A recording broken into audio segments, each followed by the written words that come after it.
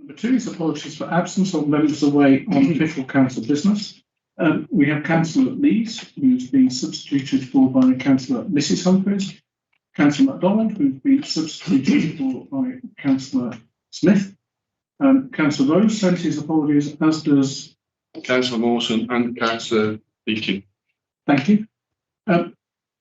Members all content with that? I know we shouldn't be taking a vote on it, but content. Move it be noted, Chairman. Thanks, Have I done that right? Yes, yeah, we've noted. Seconded by. Yeah. Thank you very much. All those in favour? Excellent. Unanimity.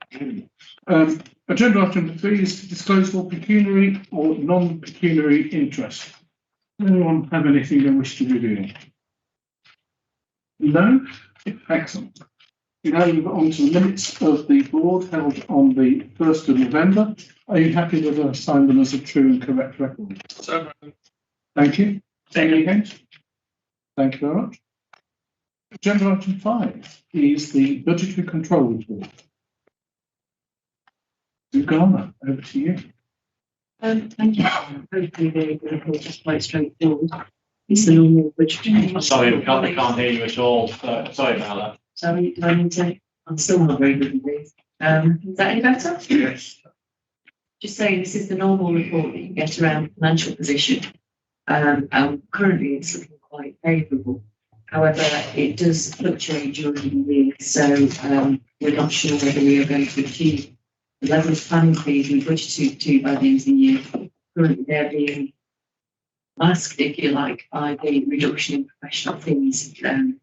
Not needed to spend that. Hopefully, the report's quite straightforward, but I will try and answer any questions you may have. Anders, any questions? Chair, I'm not one for spending money, but I think we've got some. I'd like to spend that money if we can, because I think we've just lost an enforcement officer, and I think we need to replace that enforcement officer. We have a lot more coming in the future in terms of we think of big applications which will bring in more funds, and so as a result of it, I would like to do whatever we can to get an enforcement officer and another enforcement officer. Just make Mr. Brown happy. Get as many enforcement officers as you need, because one of the issues we have at the moment is enforcement. Thank you. Thank you. Mr. Brown is always happy. Councillor Dunn. Thank you, Chairman. Yeah, I just wanted to endorse that. I think we've seen a number of reports with underspending planning, and at some point we're going to have the confidence to increase the resource we've got in planning generally, not just enforcement, but also planning officers. We know that the workload of our planning officers is huge at the moment, and we don't want to overwork them, so they go somewhere else. You know, we have to look after our people that work for us, and I really do think we've got to start thinking seriously about extending our resource. Gents, I'm not sure which one of you is first. I mistimed it really, because Councillor Bell was saying exactly what I was going to, as I raised my hand. I think it's essential that we try to increase the establishment in the planning department, not just of enforcement officers, but of planning officers as well. They are coping with a huge amount of work at the moment, which is only set to grow.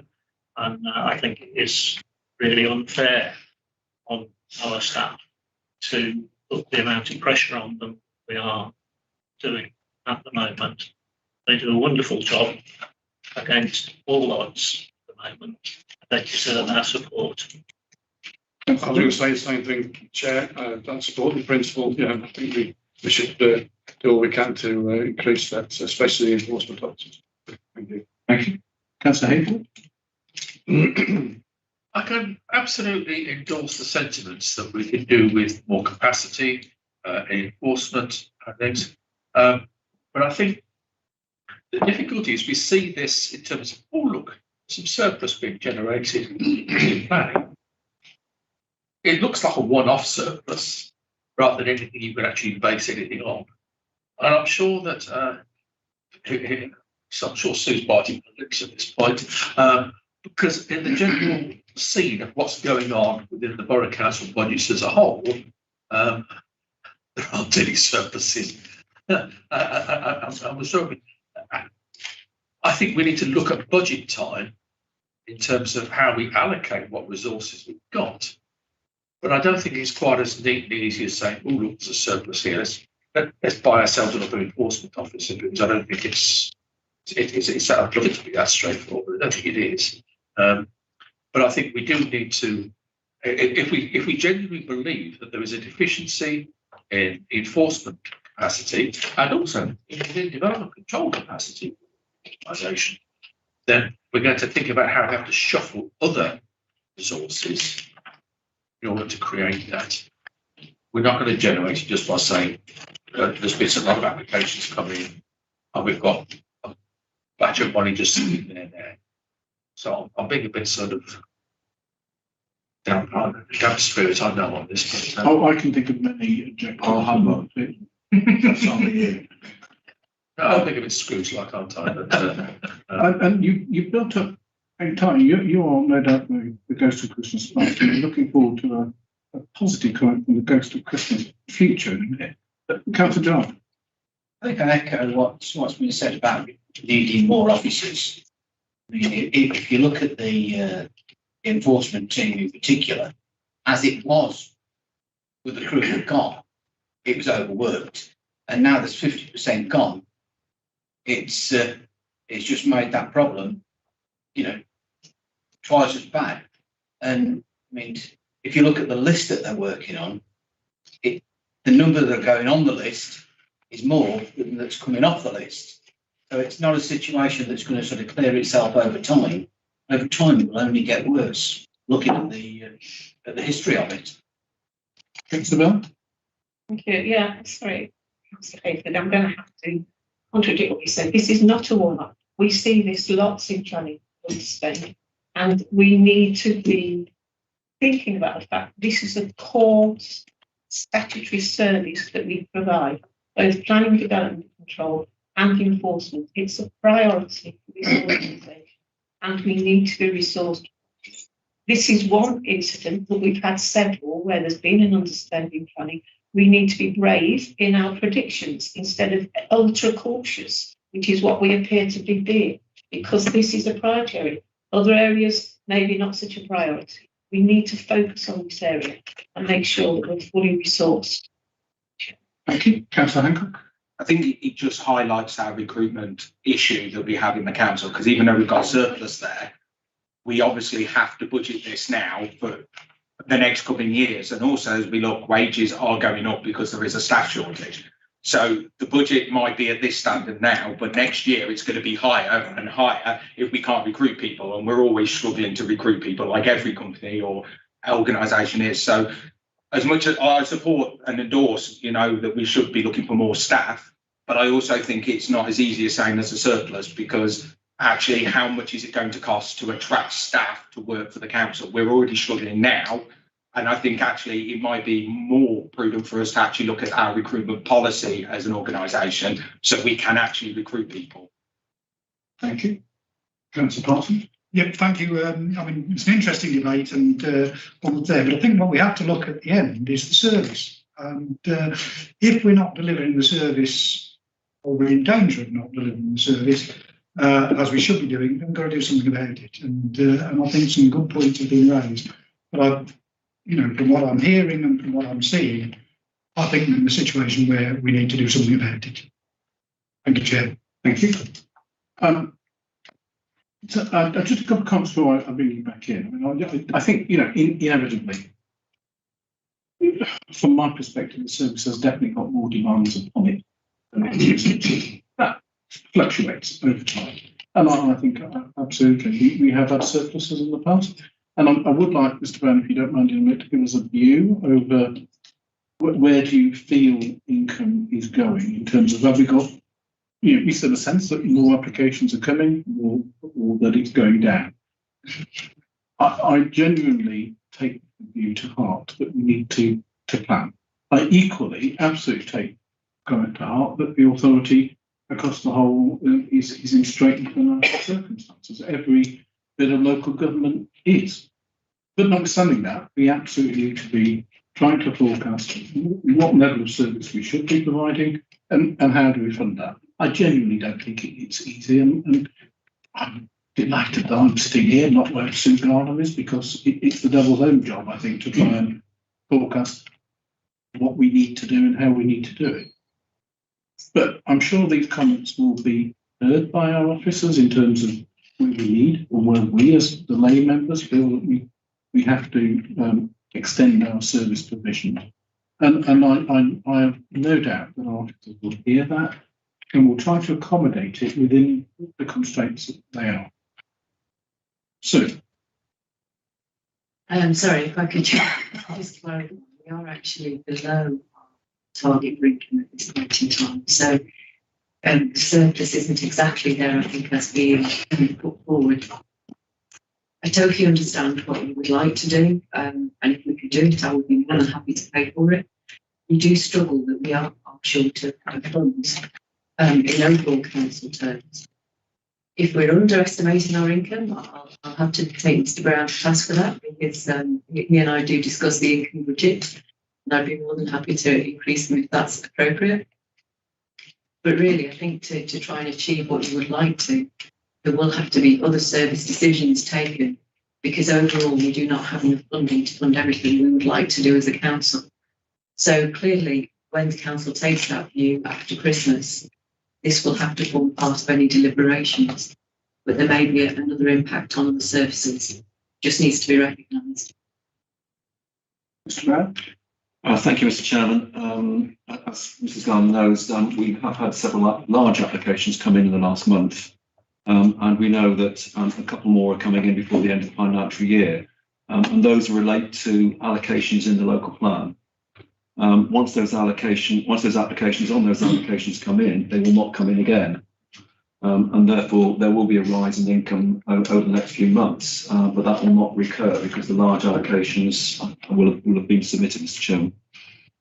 Thank you, Mr. Brown. Councillor Humphries? Chair, I was also looking at the risks to the budget, and it's also the need to hold public inquiries.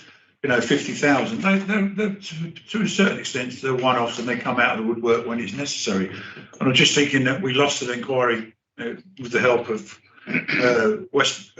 Warwickshire County Council over the crossing down on the A5 because people wanted it. We fought Door Mill, we won that one. But the point of making about public inquiries, we represent the people. It's the people's money. If we need to fight it, we need to be able to budget for that. So I think when we dig our heels in and decide that we need to fight something, we need to make sure that funding is there. Risk or not, thank you.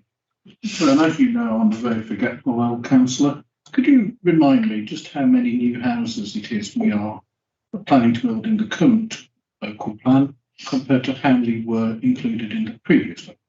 Well, it's a substantial increase, Mr. Chairman. It's 9,500 in the plan period, and the previous plans were in three figures. And I think, members, that absolutely, to me, clarifies that workload is going to increase over time. It's not simply a question of the workload associated with the new applications, because a whole bunch of those will be one or two large applications. But as you all know, it's the enforcement of conditions and resultant enforcement action from it. So not wishing to, challenge what you said, Ms. Garland, I think we all genuinely appreciate the difficulty here. But my perception is very much that I perceive an increased workload sitting alongside a difficulty of retaining existing staff. And I think whatever the council does, it's got to think through that process and look at results. Absolutely in line with other department budgets and take a holistic view. So, members, I think the recommendation is fine as it is, but I'd like to extend that a little bit to ask special sub when it next meets or meeting after that. I know we have the chairman with us tonight, but to specifically review resource within building control and enforcement in line with the budgets across the whole, so that at the time that the council comes to make its determination over next year's budget, that it is empowered to make the right decision. Any other comments? Mr. Garland? Anything else? I would just like to second that proposal. It is a proposal. Thank you, Art. Members, any other comments? Councillor Hayfield? Right. In that case, I'll put that to vote. Can I see those in favour? Any against? Unanimity is continuing. So, thank you. Mr. Gunn, as usual, you are more than welcome to stay and hear just how overworked planning is. or go and be more overworked adding up. I'm going to be more overworked adding up. Thank you. Thank you very much. Members, that takes us on to the planning and development applications, the first one of which is two. It's applications number 50 and 484 for Fir Tree Paddock, Quarry Lane. Mr. Grant. Right, thank you, Mr. Chairman. This application has been with you a couple of times, as you can see from the report. Just to remind members, Quarry Lane is the lane on the bottom left here. The application site is there edged in red, and members will have visited the site. We stood outside the access looking at the existing development on the site. The two applications that are in front of you, one is to add a second caravan to that red site, and the other is to retain this building on the left, which members saw on the site visit. And there's that application has also included the replacement of the garage on the right-hand side of the access. And that application came in much later, as you can see from the dates. That came in August this year. So there are two applications in front of you. In respect of the former, namely the second caravan on the approved site, the last deferral related to highway issues, and I went back to the Highway Authority, and they have not changed their view. They still maintain there is no objection to an additional caravan, a residential caravan on this site using Quarry Lane. So that means, Mr. Chairman, in my view, that those comments reinforce that there's very little likelihood of a refusal being upheld as appeal if members were minded to go that route. The new local plan adds substantial weight to the grant of planning permission for the second caravan here.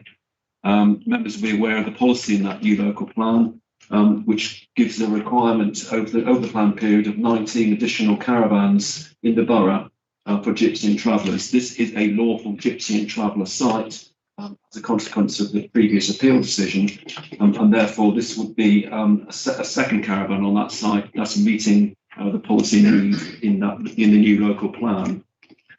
The buildings are reasonable. You would expect that with a residential gypsy and traveller site nowadays.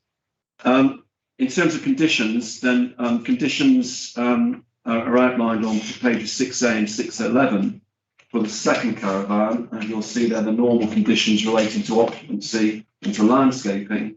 And in respect of the second application for the two new buildings, then these are outlined on pages 6A2 and 6A3, and particularly if I can draw attention to the one on 6A3, where there's a condition there limiting the use of the two buildings to ancillary use as housing essential utilities and as a garage, and not residential use. Thank you, Mr. Chairman. Thank you, Mr. Brown. Before we move on to the debate, could you clarify whether, in your view, the new local plan gives weight to the provision of gypsy and travel accommodation across the borough or on this particular site? That's across the borough, Mr. Chairman, but this is, we're meeting that need. This is a lawful site, and therefore it's always difficult, as you know, when dealing with applications, when you are dealing with an unauthorised use, an unlawful site, but here you have a lawful site. And therefore, this would fit squarely in the requirement of the policy in that local plan. It's more generality than a specific. It's a borough requirement, not a man-setter requirement. No. Thank you, Rob. Councillor Mrs. Clues, you indicated that you would wish to speak. Would you like to have a go now or later? Chairman, thank you for allowing me to read a statement out from the Manchester Parish Council as ward member. Manchester Parish Council understands that this application PAP 2018-0050 and PAP 2021-0484 is down for approval. I'd just like to give you a bit of background information. Fir Tree Paddock, along with the Whitegate Farm, Oak Tree Farm, the Acorns, Little Close and others, including a developing marina, are all situated outside of the Manchester development boundary. The old of the Stoneleigh Quarry Find site is rapidly becoming a new hamlet within the parish. It originally formed part of Stoneleigh Quarry Farm and led to the farmhouse and barn at the very end of the farm track. The land was sold by the farmer to fund the development of what is now called Dobbies. To maximise value, the site was sold in small parcels for leisure and small-scale farming. The original farmhouse stands semi-derelict, although the barn has been converted and it is occupied. Over the last few years, there have been many changes of ownership, and the overall site is owned by 8 registered businesses. The unadopted track, which merges with the public footpath, AE 103, is accessed in between the traffic light controlled canal bridge, and there is no footpath to Manchester Village. The County Council felt it necessary to limit traffic movements from the opposite side of Quarry Lane and Canal Cottage and Rosehill Farm by a traffic light sensor linked to the Quarry Lane system. Therefore, it is interesting to note that the highway has no objection to uncontrolled traffic movements on this side of the road. Fir Tree Paddock was granted an appeal as a traveller site, despite one of the early owners being refused consent in order to have their caravan dismantled and removed. A secondary development known as Peacehaven, as per photograph, already submitted, has now been constructed by dividing the original parcels of land into 2 with separate entities. Is this a restrictive development relating to that? Is PAP 2021-0484 also effectively a restrictive application to legitimise the structures already on site? It has not appeared on any planning list, and the application was emailed to the parish council after the deadline for comments has passed. As a parish council with a neighbourhood plan, it is felt that we have been unable to make proper and constructive comments. Planning conditions have historically either been appealed against or requested to be varied in order to achieve the original planning application request. Original conditions relating to the environment have not been complied with, and as access to the site is usually denied by the applicant, there are concerns about the new conditions will be enforced. As a board member, can I just say to members that the parish council, I think one of the reasons they're fairly upset is they worked hard on the parish plan to get it through, and they do not think that they are listened to seriously from this council.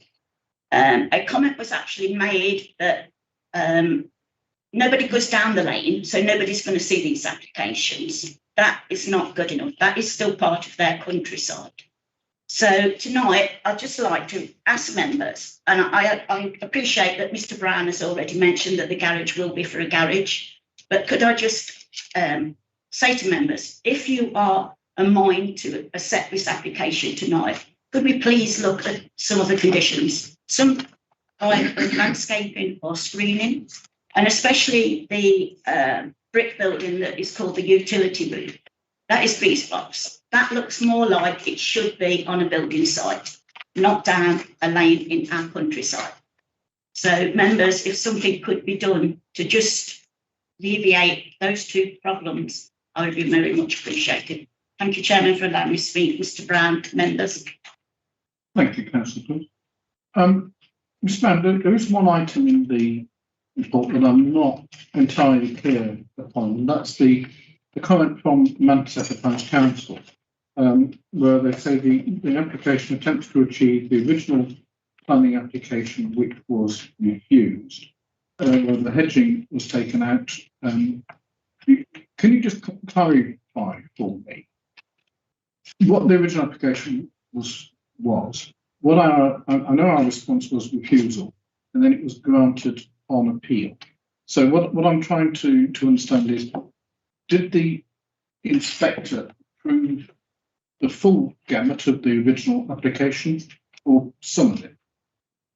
As far as I can recall, Mr. Chairman, it was for the whole, because the application was for a change of use of the land to a gypsy and traveller residential for gypsy and traveller residential accommodation. That caravan the members saw on the site visit. So that would be the extent of the planning permission that was granted. The inspector can't grant a planning permission beyond what's been applied for. Okay, but he can sort of grant some of it. He could do, yes. That is unlikely. In terms of the hedging, then if members want, Councillor Clues mentioned the landscaping condition. If members want me to look at that again, I mean, I can be more particular in the wording of the condition. If it does relate to hedgerow replanting, Councillor Clues, sorry, Mr. Chairman, speaking across you, then I can look at that in more particularly in the wording of any condition. Okay. Members, any Councillor Bell first, then Councillor Hunter. Before I comment, can I just ask Mr. Brown a question? When the planning permission was given on appeal, was the Manchester neighbourhood plan in place, and was that taken into consideration? No, Mr. Chairman, it was the appeal was before the plan was adopted. But the plan is now adopted. The plan is now adopted, but the site, as I keep on saying, is a lawful gypsy traveller site.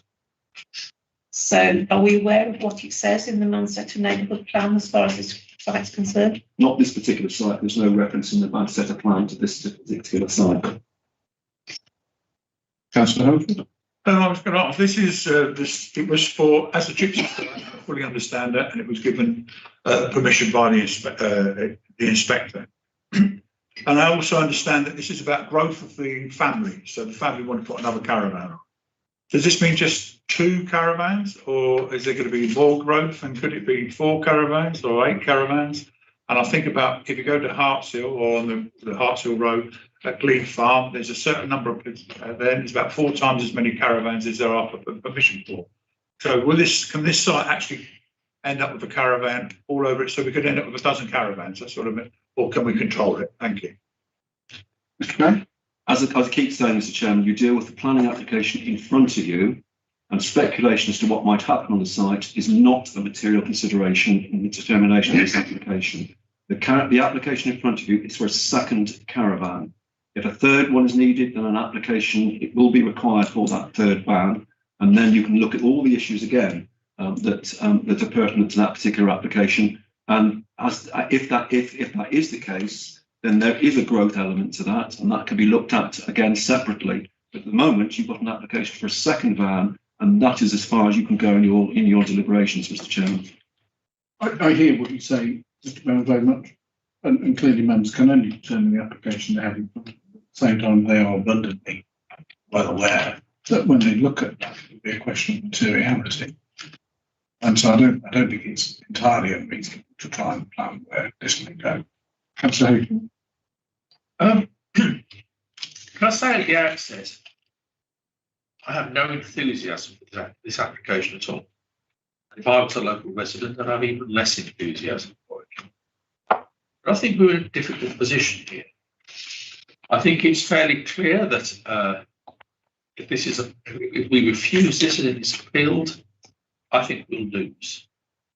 I think I would rather see us, albeit reluctantly, grant a consent with conditions and hope that we're in a position to be able to enforce those conditions. And so I'll move that we do grant planning permission, subject to conditions that take in what Councillor Clues has mentioned about landscaping. Thank you. Gents, before I do, I just want to clarify the conditions as such. What I heard Councillor Clues talking about was landscaping and screening and the architectural appearance and design that we wanted to be. I'm happy with that, Chair. Councillor Clues, was there anything else in your mind? Thank you. Councillor Phillips. Yeah, just to say that I agree with Councillor Hayfield. I think it's a sensible way forward, and I'm prepared to second that, Chair. Thank you. Councillor Durham. I was about to say that I don't actually agree with everything that Councillor Hayfield has said, but I would second that. So I did leave to it. I think we're in the same boat. I agree with Councillor Hayfield, but he seems like that. Well, that goes without saying. Put your hand halfway up.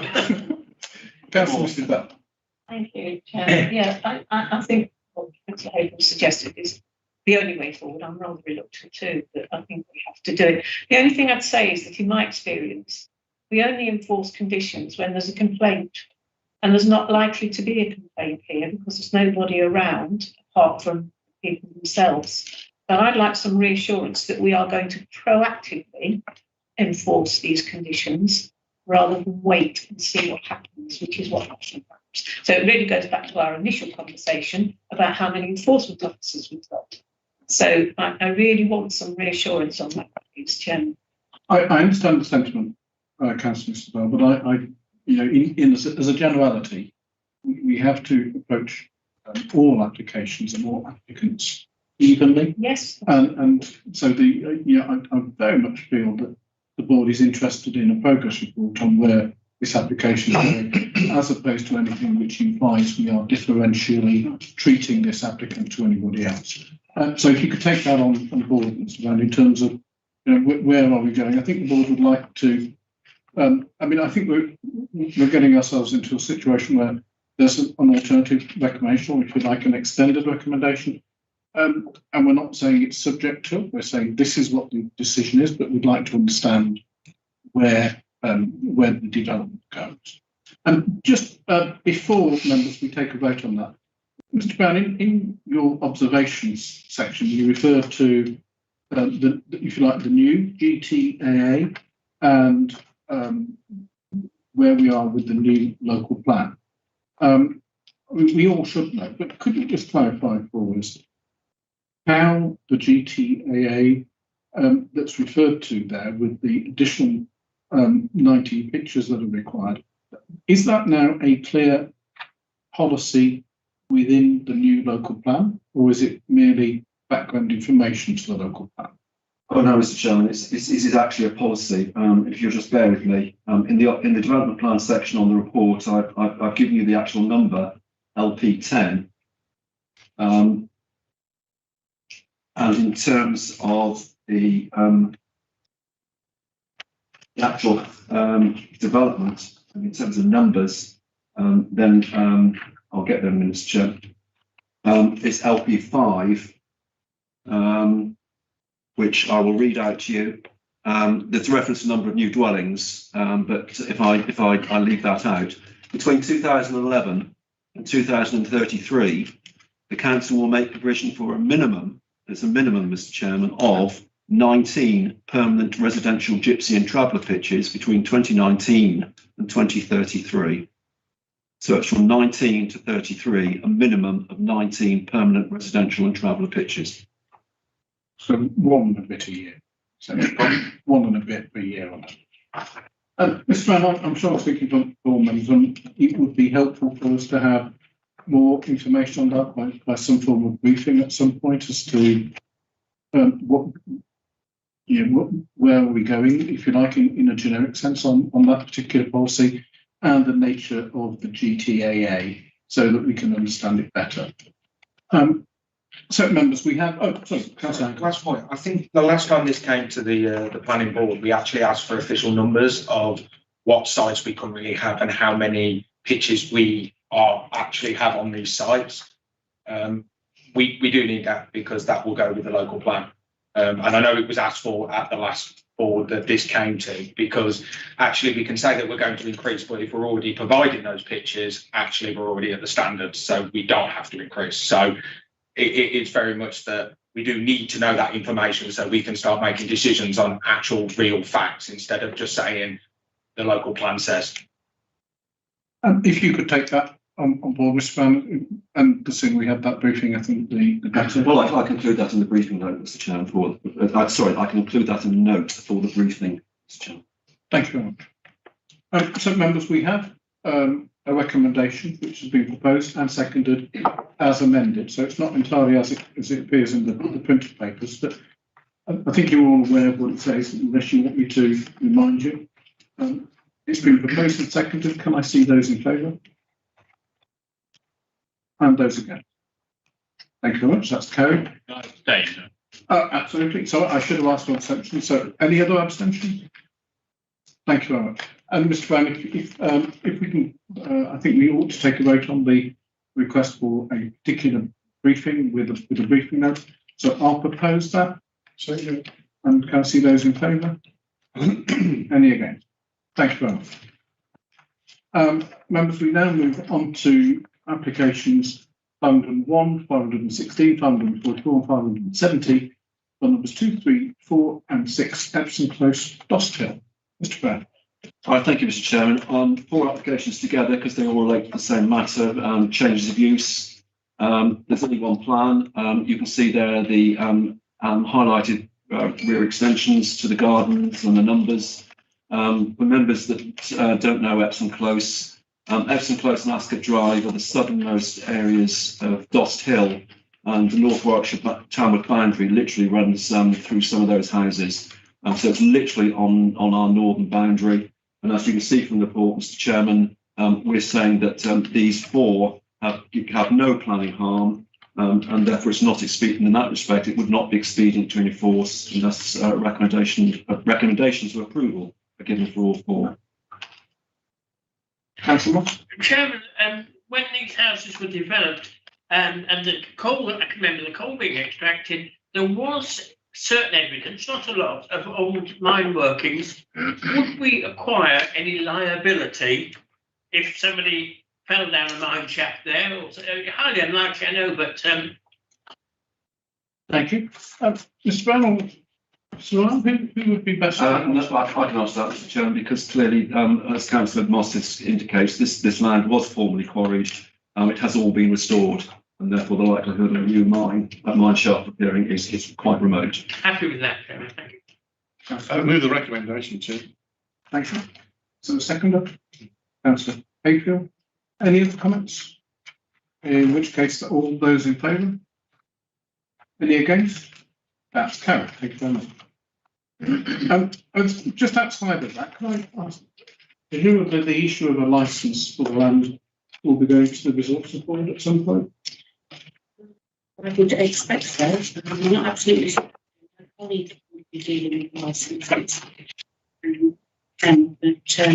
Yes, I expect it will be. Okay, thank you very much. Members, we now move on to application number 684 for Meadowview Farm, Kinwalsey Lane, Meriden. We have two speakers on this. I'm sorry, I completely forgot. Do you do objectors first or? I think it's as it's set out actually on the paper. So that's applicant first. All right, in that case, my Rex Galka has indicated he'd like to speak. If you could take the speaker's chair and while Mr. Brown introduces the report. Oh, sorry, he's on Teams. So, Mr. Brown. Right, thank you, Mr. Chairman. I'll leave the slide up because the area outlined in red is there. Members have been on a site visit. We looked over the whole of that area, walked up and down the track, went into the Kinwalsey house, the resident of one of the objectors. And we walked down to Church Street Barn as well, and members drove into the site along the lanes, so that they should be very familiar with the character and setting of this particular site. It's returned to members because at the site visit, members realised that in fact that some degree of clarity was needed on the application, and that resulted in some toing and froing with the applicant. And the applicant is now asking you to consider a revised proposal and a reduced description, and that is set out in the proposal section of the committee report on page 6C21. It's now just for a dog walking use and for no other uses. And you can see in the report, you can see the numbers which the applicant has suggested they want to know as the scope of the application, the numbers they want to see on the site. Just showing some of the planning issues, Mr. Chairman, this is an appropriate use of the green belt. It's not an inappropriate use. There is no highway objection, and you can see from the scale of the operation as proposed, very, very limited increase in traffic, probably one van or two vans a day. Even on those minor roads, that's not a material increase in traffic. No visual intrusion at all. I think members were satisfied with that on the site visit. The main issue, as it always has been, is the potential noise impact. Potential noise impact on residential amenity.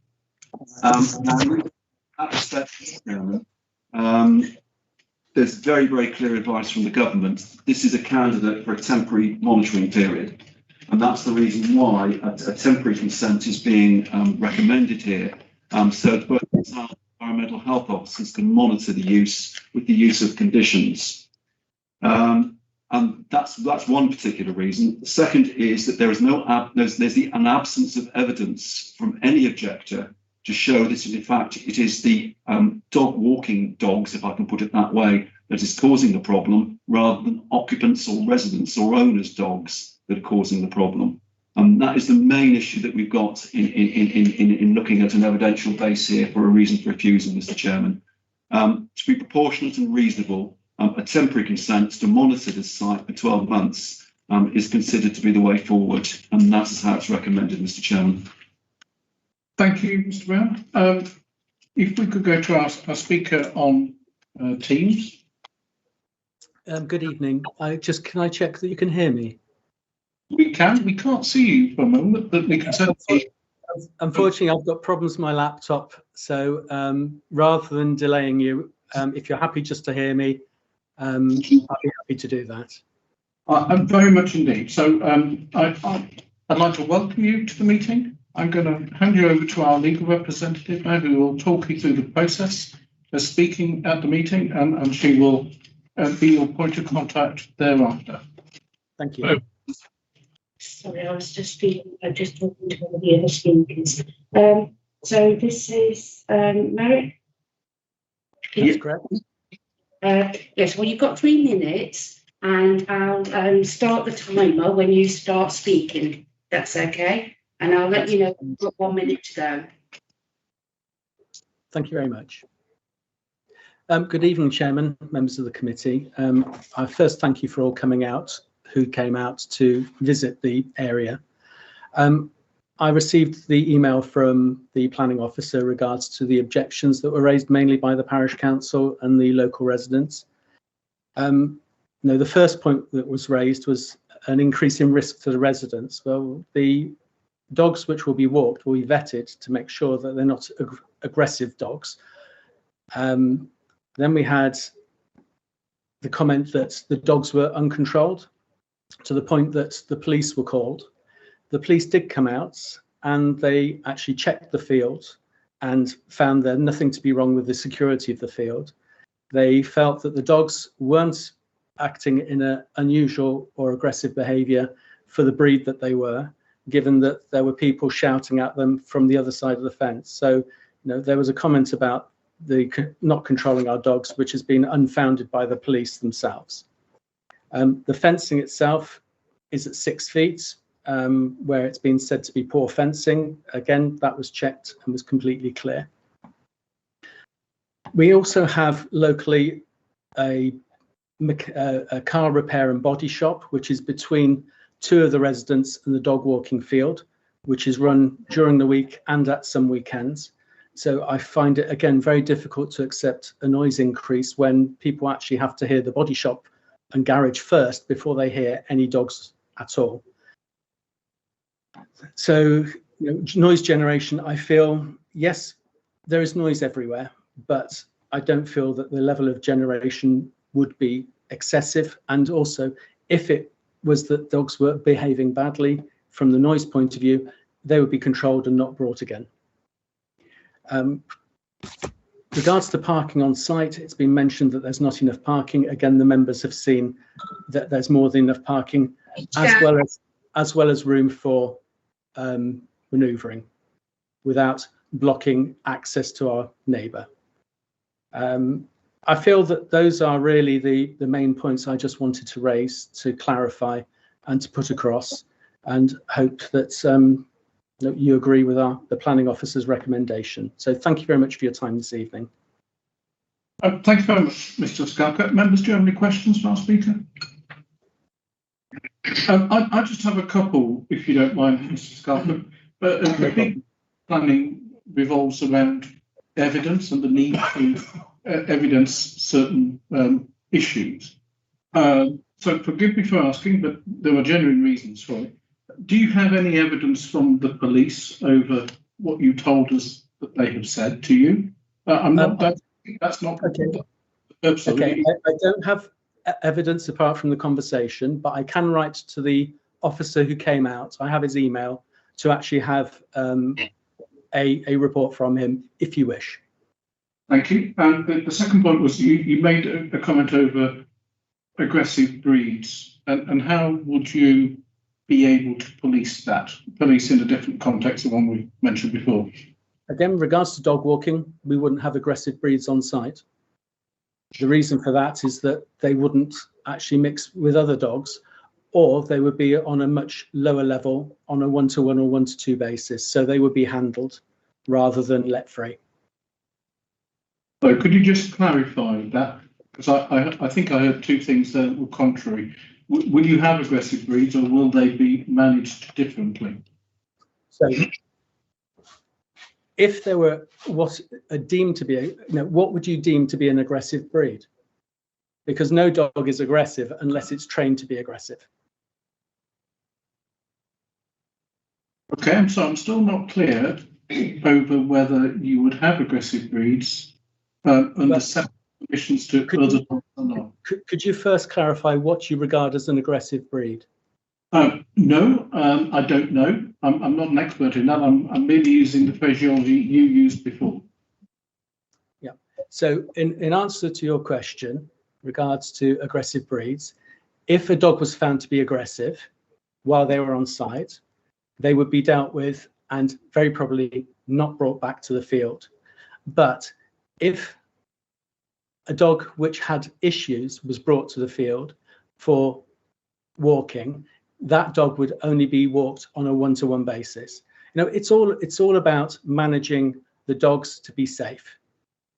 And if a dog is troubled, it has been savaged and is very, very how can I put it, timid, and by being timid it shows aggressive signs, it needs to be walked, it needs to be trained. So there's an element of giving it opportunity of walking in an environment where it can exercise and not be a problem to anybody else. But ultimately, no dog is aggressive unless it's trained to be. Members, do you have any additional questions?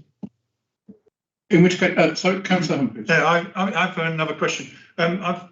You've just sort of contradicted, talking about walking, and it's only a walking area, and then any dog that needs to be trained. Is it for training or is it for walking?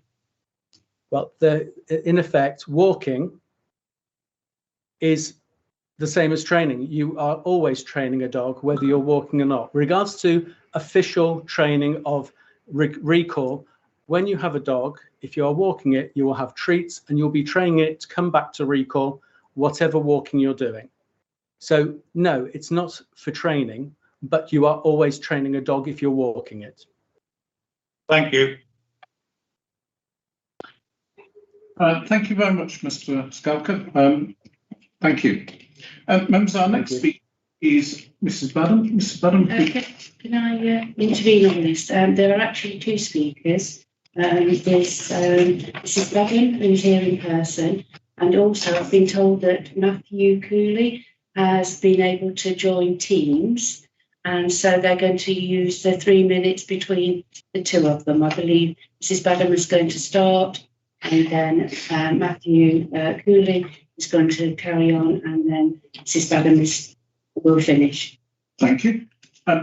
In that case, welcome back to the Council House, Mrs. Badham, and Mr. Cooley, welcome.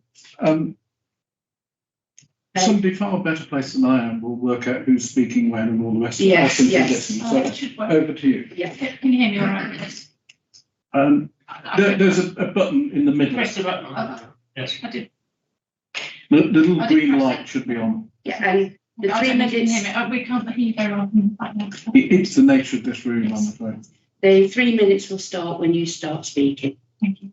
Our new house and Kim Wolsey House both have small gardens at the south of the properties, which both bound onto the proposed site, houses being 12 and 25 metres from the boundary, and our only gardens are immediately adjacent. Having barking dogs, whistling and shouting keepers and other audible toys used all day adjacent to our garden would make our gardens unusable and our lives a misery. Abby, Matt and their sons love the peace and remoteness of Kim Wolsey House. Abby works from home and, having recently suffered from stress and depression, finds the quiet of the cottage very restorative. Their eldest son has an autism diagnosis and finds sharp, loud noises particularly distressing. Their younger son suffers from anxiety. I also work from home. This will affect us all, as well as the other neighbours not here this evening. We know that the M6 is audible, but those that visited the site will have noticed on the south side of the building, adjacent to the proposed site, the noise is much quieter as the building blocks the noise. And obviously the white noise of the motorway you just get used to, whereas barking and shouting is an intermittent noise and much more intrusive. The original complaint was made because of the nuisance from one external dog at a time. The officer's recommendation is for 10 dogs at a time to be brought to the property twice a day under the control and supervision of one person, which either means carnage for a shorter period or that the dogs will be let out a few at a time so the noise will go on for longer.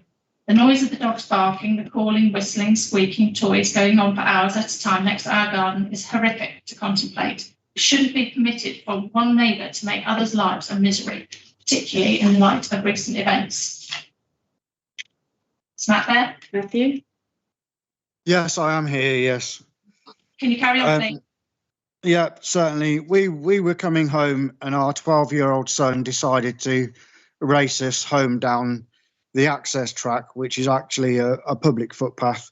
So he got out of the car and ran towards home. 2 occupants of Meadowview Farm were in the proposed site with 2 German Shepherd type dogs. The dogs began to jump and run and bark aggressively adjacent with him on the other side of the fence. By the time he got to the gate, both dogs were jumping at the fence, trying to get to him through the fence. And by this time, I had joined my son. I was trying to shoo the dogs away, but the owners stood and watched, making no attempt to call the dogs off, seemingly happy that they were completely out of control and behaving aggressively towards my child. When our son went into our garden, the dogs eventually and momentarily returned to their owners, who patted them, and then the dogs returned pacing and barking at the garden boundary fence. There was no control whatsoever, and I felt Thank you very much, Billy. I'm sorry we've reached the end of your allotted time, but thank you. Members, do you have any questions for either of our speakers? I have for Mrs. Barrett. I'm not sure of the name of the last speaker, but that was an event where the dogs actually showed aggression. Were they the house dogs that you know, or were they visitors' dogs? But the point has that happened more than just a one-off occasion? That particular incident was just that occasion.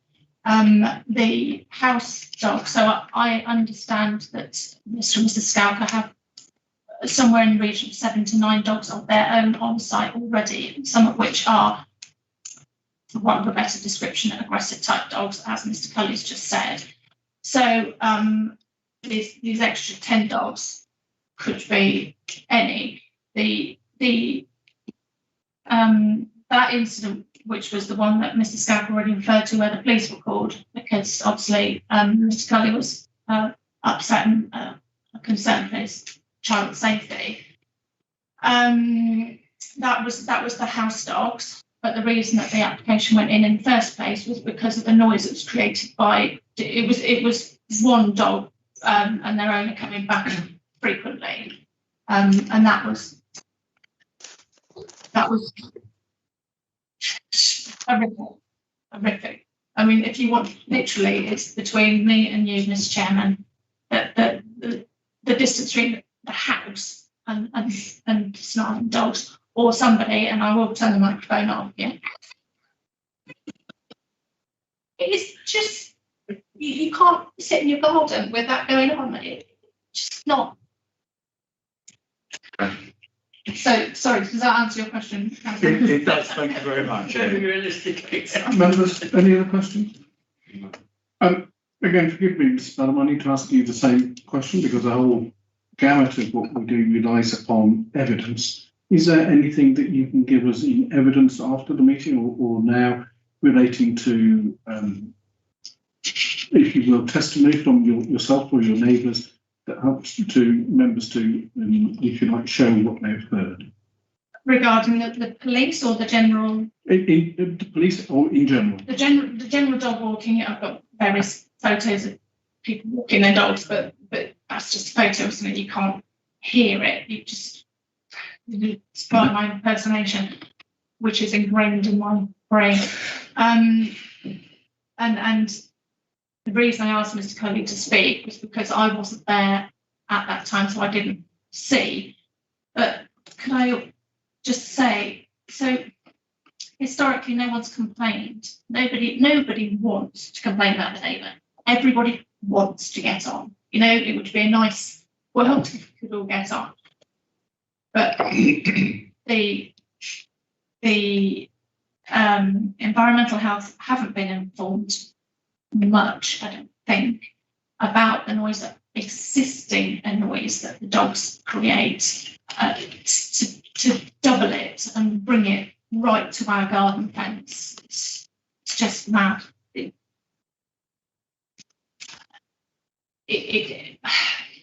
I can't. Sorry, I've not answered the question. No, I understand where you're going, but if you like, the reason for asking is Mr. Brown is recommending a temporary consent on the basis that would allow the board to understand whether there is a problem or the fear of a problem.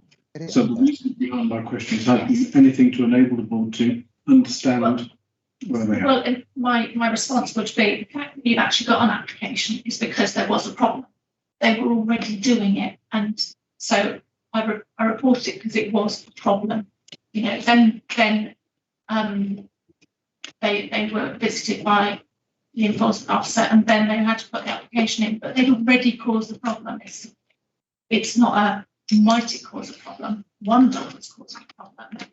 You know, on a frequent basis. This is far more frequent, far bigger scale, and right next to our house, right next to our garden. And can I ask a question? Because I didn't notice, I must confess, until I was just sitting just before the meeting. On the reasons for recommendation for approval, because obviously this was recommended for refusal before. One of the recommendings, number 3, for Mr. and Mrs. Scalper, reason this temporary development has only been considered to be acceptable in the location because of the special circumstances of the applicant. May I ask what special circumstances a dentist, nurse, and a dental practice manager have the special circumstances for allowing dog walking on their field? Okay, I think I probably inaccurately advised you. I can't take a new comment from you outside of that. But I haven't seen that. I've heard your comment, and I'm sure the planning officer has heard your comment, and I have no doubt he will contact you after the meeting and explain what that is. Yes, thank you. Members, any other questions for our speaker? Councillor, are these questions or comments? It's a question. Councillor, Mr. Close. Speaker, you mentioned that the environmental health haven't been in contact, but we've got a report from the North Warwickshire Borough Council of Environmental Health on the 20th of the 10th saying they've got no objections. So I'm in a difficult position here because I'm obviously the owner of the house, but I'm also the parish clerk. So yes, people did speak to me and did ask me to, because I had the information that the environmental health officer hadn't objected. Yes. And this has been on during the parish council meeting as well, and said, you know, I followed that through and said, why have you not objected when there are people who live adjacent to it who are objecting, and perhaps it almost felt like it was their desktop exercise. They hadn't been out to site, they hadn't spoken to anybody, they hadn't consulted, so it's fine. Well, if you've got 10 dogs or 20, you know, initially barking as far away as you are from me, and you want to sit in your garden, then, you know, I did the same for those residents as I did for the residents of the application at Corley Moor, which was a similar sort of thing, you know, in my job. So, say I'm in a difficult position because I've got 2 hats on, but I don't know why the environmental health officer didn't want to contact anybody, and I don't know why they didn't object. Thank you. Any other questions, our speaker? In which case, thank you very much, and thank you, Mr. Curry, as well. Members, we now move on to discussion of the application. Mr. Brown, before I open the issue to the floor, in the past on other applications, we have considered the specific circumstances of the applicant. And I've got 2 or 3 in my mind where we were considering the medical circumstances of applicants or objectors. We heard from one of the speakers that one of the neighbours has specific medical issues. Is that something upon which the board should take into account? And secondly, as I think you just heard, there was a question which we couldn't deal with at the time, which said, what are the specific special circumstances of the applicant? I think it would be useful for the board to understand both sides of that issue. I would deal with the second one first, Mr. Chairman. I agree. The case officer, excuse me, the case officer has written the recommendations here. I can understand where Mrs. Badden's coming from on that, and the reason for that condition doesn't, I will admit, Mr. Chairman, doesn't reflect the condition. The condition is obviously personal to the residents, and therefore, in fact, it should relate. The reason for that should relate to the personal, to the limited and temporary consent which is being recommended, and not to the special circumstances of the applicant. It should reflect the same reason as condition 1. It's basically for a limited time period, and so it's a personal consent rather than a permanent consent for the use of the land. I can see why the confusion has arisen, but that reason for that condition does not match the actual wording of the condition. And in my view, if you're going to run with this recommendation, Mr. Chairman, I would change the reason for condition 3 to match the reason in condition 1. Thank you. And then in terms of the personal circumstances of a neighbour, then yes, they can be a material consideration in the determination of a planning application, but the board will have to determine what weight they give to that. And it's had no evidence at all, apart from the verbal evidence which has been submitted to you tonight in respect to that particular circumstance, Mr. Chairman. When we dealt with the one before, which I think you're referring to, we had medical evidence and we had a substantial amount of other evidence to support the particular circumstances of that neighbour, and we haven't got that in this particular case. Okay, I'm sorry, I can't ask you to come back, but what I think we would do as the board is to request information in that regard. Councillor Doe. It's a question for Mr. Brown, really. Are we to understand that the designated use of this land at present is for farming or agriculture and so on? So if that is the case, it would be possible for somebody to keep sheep or pigs or horses or anything else on that land already. I'm pretty sure that's the case because the application is changing use from agricultural.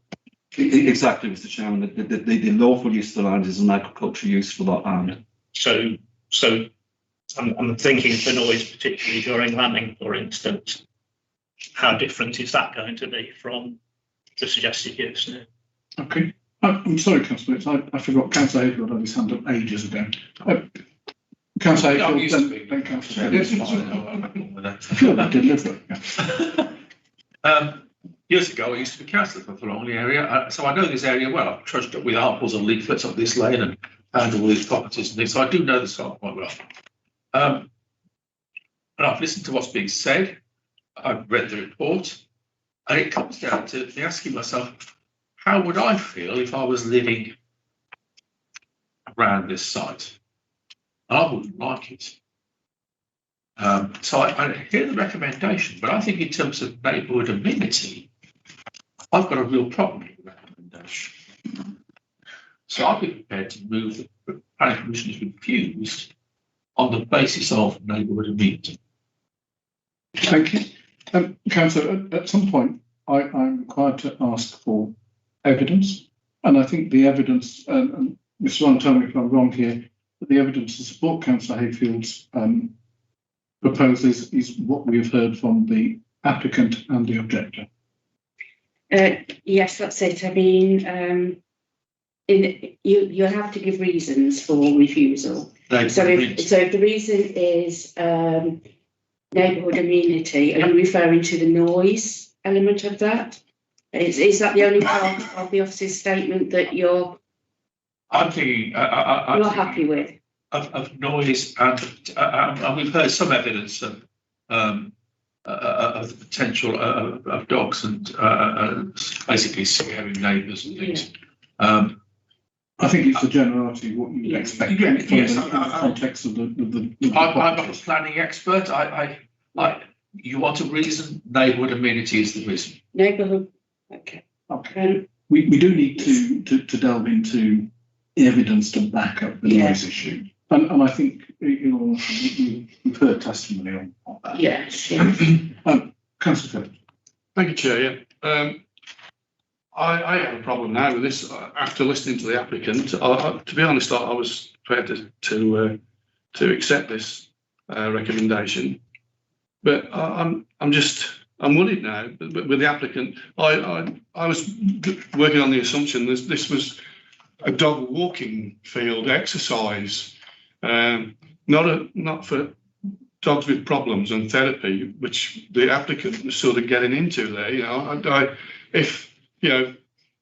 I was worried that if a dog with problems wouldn't be sent away, it sounds like they're going to work on them one-to-one. It's going to be, and I don't think it's an appropriate place for dogs. And it's all right defining dogs with. I mean, we usually think of big dogs, don't we? That are aggressive. I know small dogs are aggressive. Big dogs are aggressive and even more frightening. And I'm prepared to second Councillor Ayfield's recommendation in refusal, Chair. Thank you, Councillor Phillips. Councillor Mrs. Bell.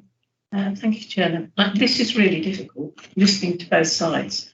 But what's confusing me is that I think someone said at some point that these people own around 8 dogs themselves. Now, my understanding of planning law, Mr. Brown will put me right if I'm wrong, is that they can have 8. In fact, I don't think there's any limit of their own dogs, and they can walk them there. And in fact, the incident that we were told about were their dogs, not visiting dogs. So it's actually quite a complex issue because noise is already being created by their dogs, and they don't need planning permission for that. They can do it. And so I'm not sure how much excessive noise is going to be created by walking other people's dogs. I think this is a really difficult balance here. And am I correct, Mr. Brown, that if they're your dogs, you can have as many as you like? That's correct, Councillor Bell. There's no limit on that. There would have to be a line drawn somewhere, and that's a matter of fact and degree. I can't give you a number on that. And you've highlighted the issue that we have in trying to enforce this, or trying to enforce and trying to defend a refusal based on what's evidence, given that there are at least 7 or 8 owners' dogs who use this field at the moment. The reason for refusal will have to relate to the excessive noise from the additional dogs and not the owner's dogs. And I think that goes to the heart of what the application is, Mr. Brown, because the application's got nothing to do with the owner's own dogs.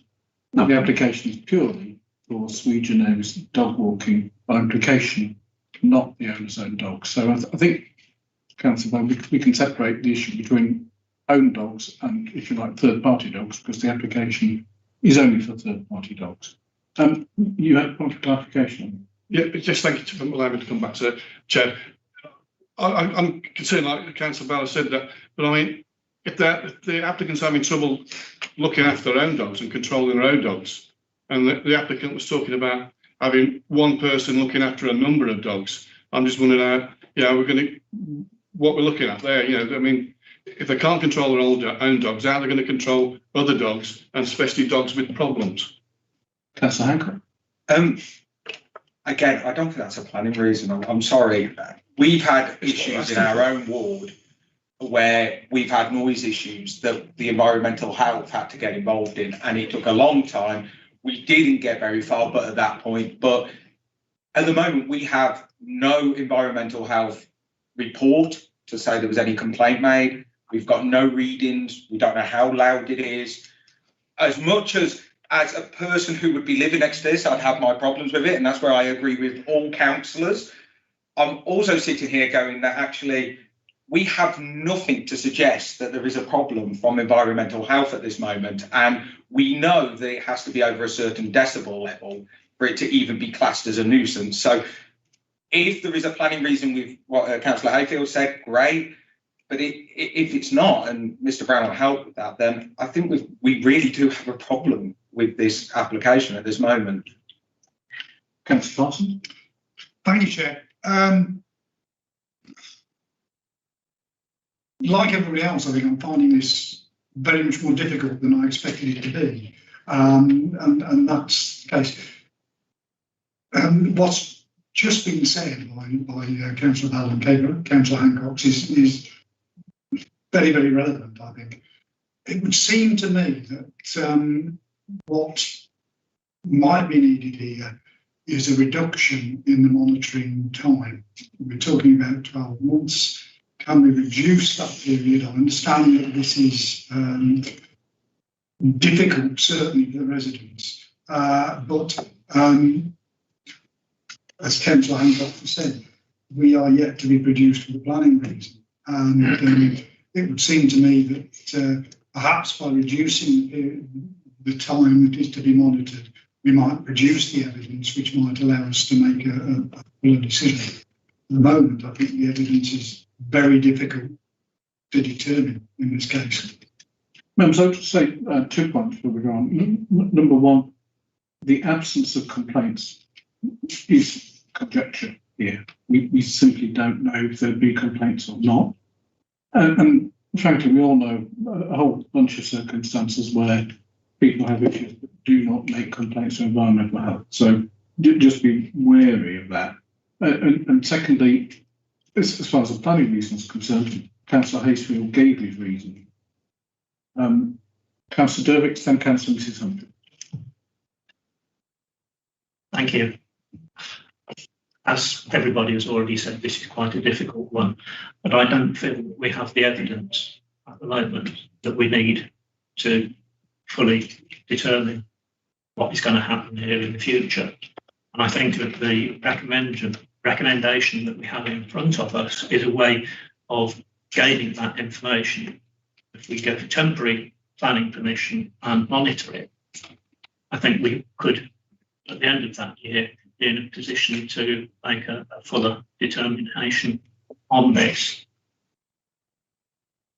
Yes, the noise that could be generated might be excessive, but we are in the countryside where you expect the noise from animals and so on. I would suggest that barking dogs and everything, yes, you have peaks in that, but it is no more than you would get from a field full of sheep. I have actually had to deal with that problem in the past, and during the lambing season they are very loud. So we've got a problem here. You've got a problem that you don't want us to support, but I can't see that we have all the evidence to refuse this at the moment. So I think that a temporary planning permission, as of the recommendation, is the way that we should be going forward on this. Forgive me for smiling, Councillor. It wasn't about, I merely had a mental recollection of the comment about Sir Geoffrey Howe who's been saved by their sheep. Inappropriate, that's all. That's a long time ago, Jim. Some of us aren't old enough to remember that, but we do have a serious problem here. Touche. Councillor Mrs Humphries. Thank you. Can I just clarify, Chair? If they're dog walkers, are the dogs there just for an hour or 2 hours, or is it a dog daycare? And if it's dog daycare, I believe there's training that should be undertaken before they can become a daycare. And do they have that training in place to become a daycare? I'll ask Mr Brown specifically, but the only thing I could point you to is condition 6, which says dog walking could take place shall not take place other than between 8 o'clock in the morning and 3 o'clock in the afternoon, Mondays to Fridays, and not at all on Saturdays, Sundays and bank holidays. Mr. Brown, do you have any additional comments? Only, Mr. Chairman, I think that from what the applicant has said from the previous case, or if not indicated in the report, there would probably be 2 sessions. In other words, the dogs would come onto the sites and then be taken back, and then the second group would come if there was a need or the need for it. Do you feel you have sufficient grounds to have an additional recommendation or a condition rather in terms of time per dog walking session? Sorry, Mr. Chairman. Can you restrict the Can I restrict the exposure by condition? It's in the board's gift, Mr. Chairman. The hours could be if the board could consider a reduction in hours or give 2 time slots, but I would want the applicant to be satisfied that he could live with that particular circumstance. We haven't got the applicant's presence at the moment, but yes, it's in the board's gift. If I'm asked to go back to look at condition 6 and vary the hours, then that is something that which can be done. Thank you very much. Councillor Parsons. I'm just wondering how we might determine whether the household dogs or the dog walking is causing a problem. I mean, we can lay conditions about the dog walking dogs. The household dogs are there and are impervious to our conditions in that sense. I think that's going to prove to be a very difficult one to see. The more we look at this case, the more difficulty you manage, I believe. Thank you. Sorry, Chair, I would still like to know if he has the right training, if it's going to be a doggy daycare.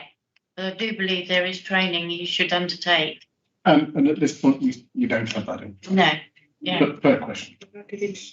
Yes. Any doggy daycare will be treated in exactly the same way as dog kennels who are taking in dogs. And so they would have to apply for a licence, and there would be conditions on that licence as well. And if they weren't adhered to, I mean, that's separate, that's licensing department, just so that you understand the differences. Yeah, I know someone that's going through this process at the moment, and the training they've had to go through is quite substantial. Yeah, well, I'm not quite sure about the training element, but I am aware that if somebody's taken in dogs in like the daycare situation, then they have to be licensed. So, members, the only answer I can give you is that you are entitled to assume that the applicant will abide by the regulations and will have appropriate training.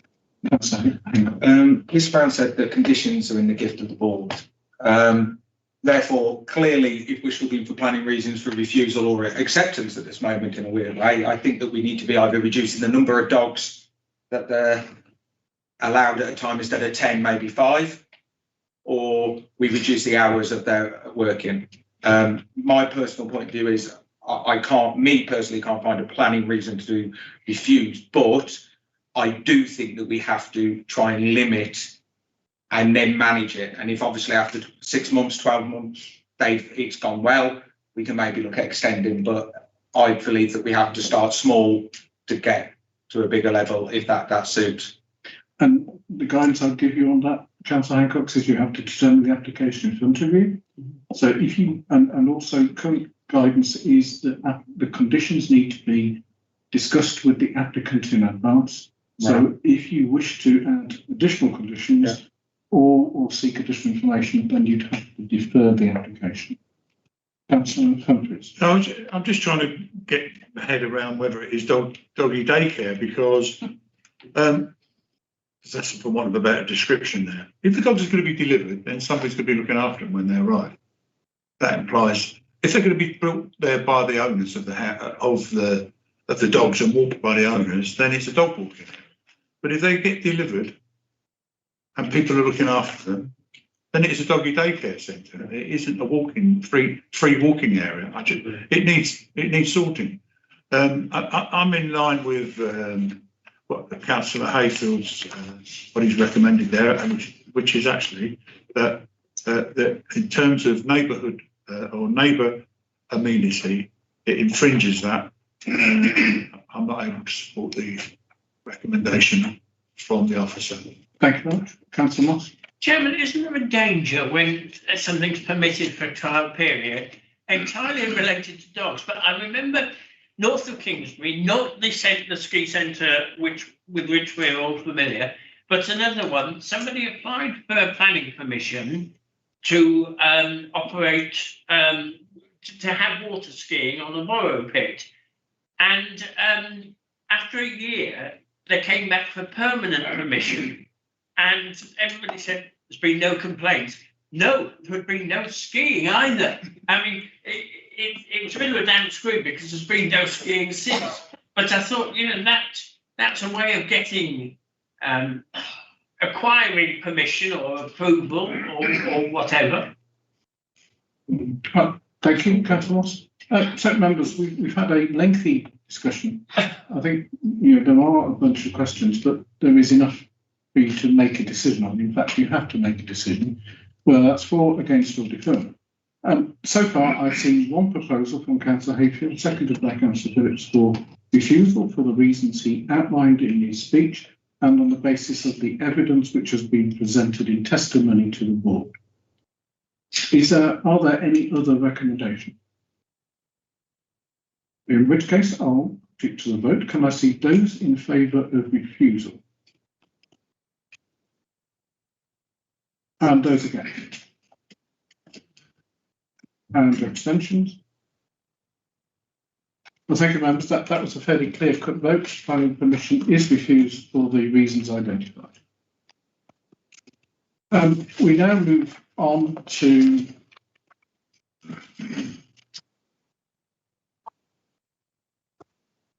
I've done a polished job today and lost my place in my speech, but I won't regale you with peck and pig. We now move on to application 611 for Coleshill End Park. Coleshill, Mr. Brown. Right, thank you, Mr. Chairman. Just to show you one plan with this particular one. The area coloured mauve on there, or purple, is the area to be thinned. This is as outlined in the report, and the two orange areas on the left are the replanting areas. Members visited the site about a couple of weeks ago, well, some members visited the site about a couple of weeks ago, where representatives of the Warwickshire Wildlife Trust and the County Council were present to explain the details in full. I can just report, Mr. Chairman, that the Coleshill Town Council has responded last week with no objection. Thank you, Mr. Brown. Members, would you like to? Anybody like to say anything? Councillor Hayfield. Move the recommendation. If you're looking for a proposal, we go with the recommendation that works for C. Seconded. Thank you. Mr. Brown, I'd just like to be assured that sufficient information is provided to the public about the works that's proposed. I don't wish to hold up the application, but I do think there's a need to socialise the issue. So if we could bring that specifically to the applicant's attention. And just to clarify that this is an application for Tame Valley Wetlands scheme. Doesn't sound like a legal entity to me, or the landowner. Who is the landowner? The application's coming in the name of the Tame Valley Wetlands scheme, Mr. Chairman. The landowner is ourselves. As you know, this is a nature reserve, and therefore the Tame Valley Wetlands Partnership, in fact, manage that nature reserve, and that's the reason why the application's coming in the form it has. Okay, I'd like some clarity over who we're giving consent to talk. Councillor Goodwin. Yeah, I'd just like to comment that the site visit was very interesting. We had representatives from the County Council as well, from the Forestry Department. And the question was asked about information that should go out. What I would like is clarity as to where the funding is coming from for extra signage and for the suggested leaflets that they put out, the advertising of what is going on, because I think that is a very important part of this project, so that people don't they're losing public amenity space. I understand it's a government grant. Exactly, Mr. Chairman. That's the reason why the application's in. It's something called lyric funding. I'm sure if Councillor Jervix has a word with the Assistant Director, Mr. Powell, then that can be fully explained. But this is fully funded by that grant. I understood that would cover the cost of the work. I didn't know whether that would cover the cost of the information that has to go out. Sorry, is it one part of sorry, it? Mr. Chairman, but if Councillor Jervix has a word with Mr. Powell, you can see how far that grant funding will extend. Thank you. And I'll take that issue as well, residents, because I think it is useful to know. So it's been proposed and seconded together with my sort of add-on that there is in local communication. Can I see those in favour? And any against? Thank you very much.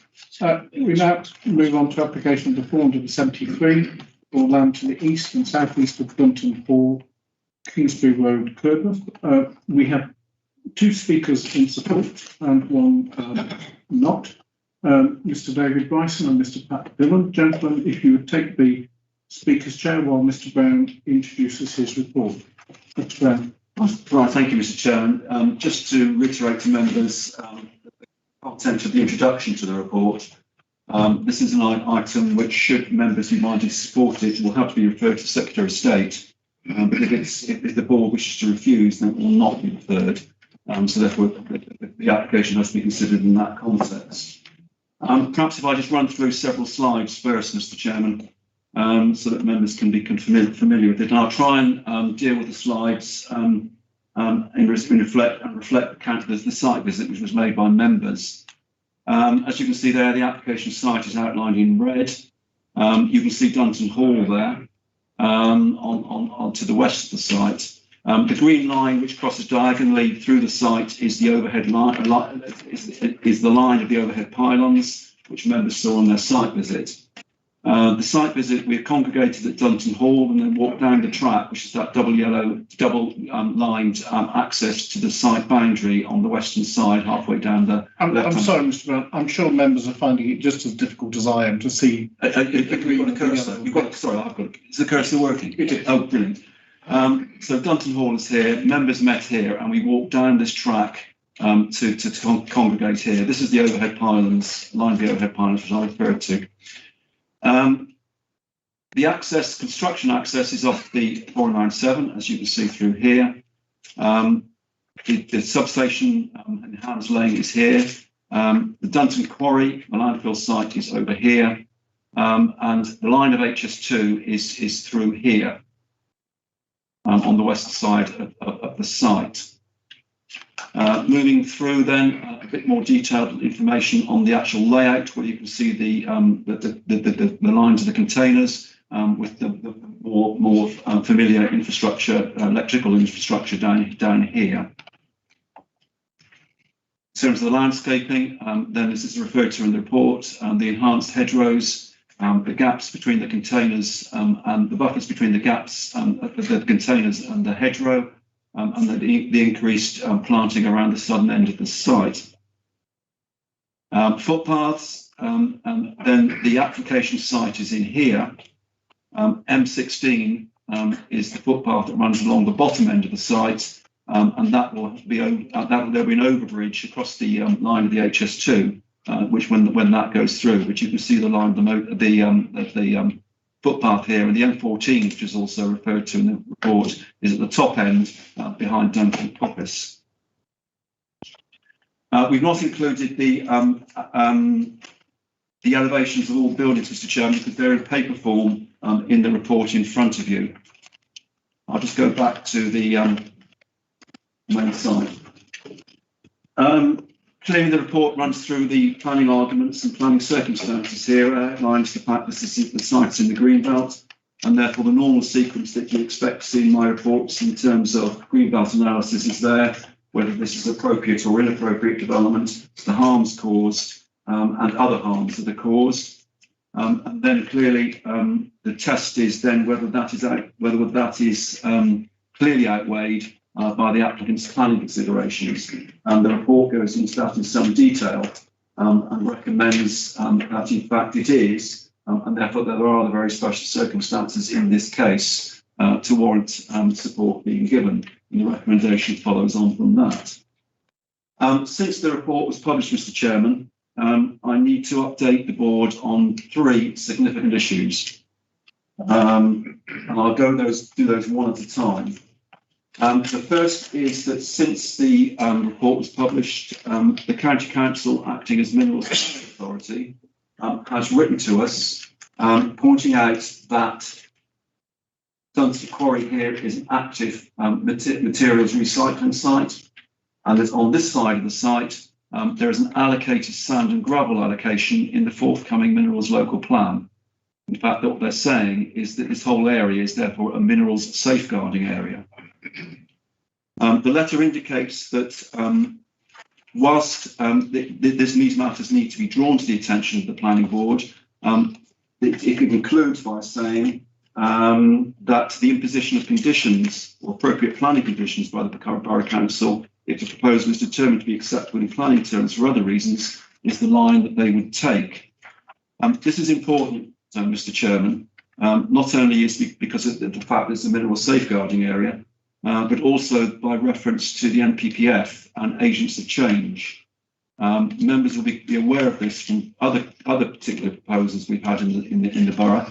The housing next to the quarry at Hartshill, and also a couple of meetings ago we had residential development next to a B2 general industrial user, where basically an agent of change was being proposed, and therefore that might have consequences on an existing business or an existing quarry. And in this particular case, then the concern from the County Council is that the activity which is being proposed, or the use which is being proposed on this site, may have a consequence on the operation of Dunton Quarry or the sand and gravel extraction on the other side of the site. So therefore it is significant, and the board will have to address that particular issue. From my point of view, Mr. Chairman, I don't think that is fatal to the application or to the recommendation. The reason for that is with the application or the development that's being proposed here is not residential, and it's not a sensitive user in that respect. And I no doubt you'll hear from the applicant as to the fact that the containers here are obviously contained, and therefore any dust that's likely to be generated by sand and gravel extraction, or in fact from Dunton Quarry, then should not interfere or place unacceptable restrictions on the actual development itself. They are, they are also amenable to a planning condition going on, additional planning condition going on in respect to looking at dust management on the site and to ensure that any dust is mitigated. And clearly, the Dunton Quarry operates under existing conditions at the present time, planning conditions at the moment, and any permission for sand and gravel extraction on the other side would also be expected to contain conditions relating to dust emissions and other emissions from the site, which would limit or mitigate any impact on the application site, and particularly on the type of development that's being proposed there. So therefore, I don't think, Mr. Chairman, whilst it's right to raise that issue, I don't think it causes a change to the recommendation. However, because it is a significant material consideration, if the board is minded to support the application, the Secretary of State will have to know what this board's view is on that particular issue. And therefore, it may be that a supplementary report is needed to outline the various vagaries of that particular instance to the board. The second update is that there has been some discussion on some concern expressed about the potential final access into the site when the operation is complete. As I said at the beginning, the construction access is off the A4097, but clearly that will no longer be the case when HS2 runs through that particular area. By then, the site should be up and running, and therefore maintenance and any necessary emergency access will have to be from a different access point. And it's being suggested that, in fact, the access therefore comes off Hams Lane, and HS2 already is going to provide an access into this land because this land will eventually become landlocked. and therefore HS2 are to provide an access from here into the site in any event. And HS2 have indicated that apart from just being an agricultural access, that can accommodate commercial traffic as well. That needs to be clarified, Mr. Chairman, because we've had members of the board have not got any information on that in writing, and that they need to have that if they need to get a full picture of the application and any consequences. The County Council, whilst the County Council dealt with the planning application as a planning application, there was no reference in their report to this particular access and the future access and any particular agreement which the County Council has with HS2. And the third matter, Mr. Chairman, was that the issues raised by Lee Marston Parish Council. Now, those were circulated to members last week by email, together with some series of plans, and I've said there were hard copies available to you tonight, and that is what you should have on your desks in front of you. That came in last week. You will also have received an email with the applicant's response to those 5 or 6 issues raised by Lee Marston Parish Council. And therefore, Mr. Chairman, that is not recorded in the report. So, Mr. Chairman, what I'm saying to you is, in light of those 3 additional three pieces of information, stated that those 3 pieces of information are material, they are significant, they need to be addressed, and I think, Mr. Chairman, it's only proper and proportionate that I therefore prepare a supplementary report which will come to cover those issues, which will then come back to your meeting in early January, so that members can see and understand the issues which I've just raised verbally. I'm sorry for the length of time that's taken, Mr. Chairman, but there has been quite a bit of information supplied after the report was published. Thank you, Mr. Brown. I'm sure I speak for all members on that, so I'm delighted you were able to give us the abridged version. Can I just clarify? I have this in front of me, which I've seen before. I don't have the applicant's response. That was circulated, Mr. Chairman. Members should have it. I don't know whether. Members, can you clarify for me? Have you seen this document from the Marston Parish Council? And have you seen this? Yeah, I've seen that, but I haven't seen the response, and I'm just checking my emails to see if I've got it, and I can't find it. I'm surprised that is that the response that we got that said LDA response? That's the one, Mr. Chairman. Which one again, sorry? That I think it should look like that, Mr. Chairman. 1st of December. 3rd of December. 3rd of December. Well, members, I'm sorry, I'm going to have to adjourn for 5 minutes to ensure that you're all ready. We cannot proceed on the basis that some members have not seen the evidential way. So, members, forgive me, but I'm going to adjourn for 10 minutes to give you all chance to have read the response.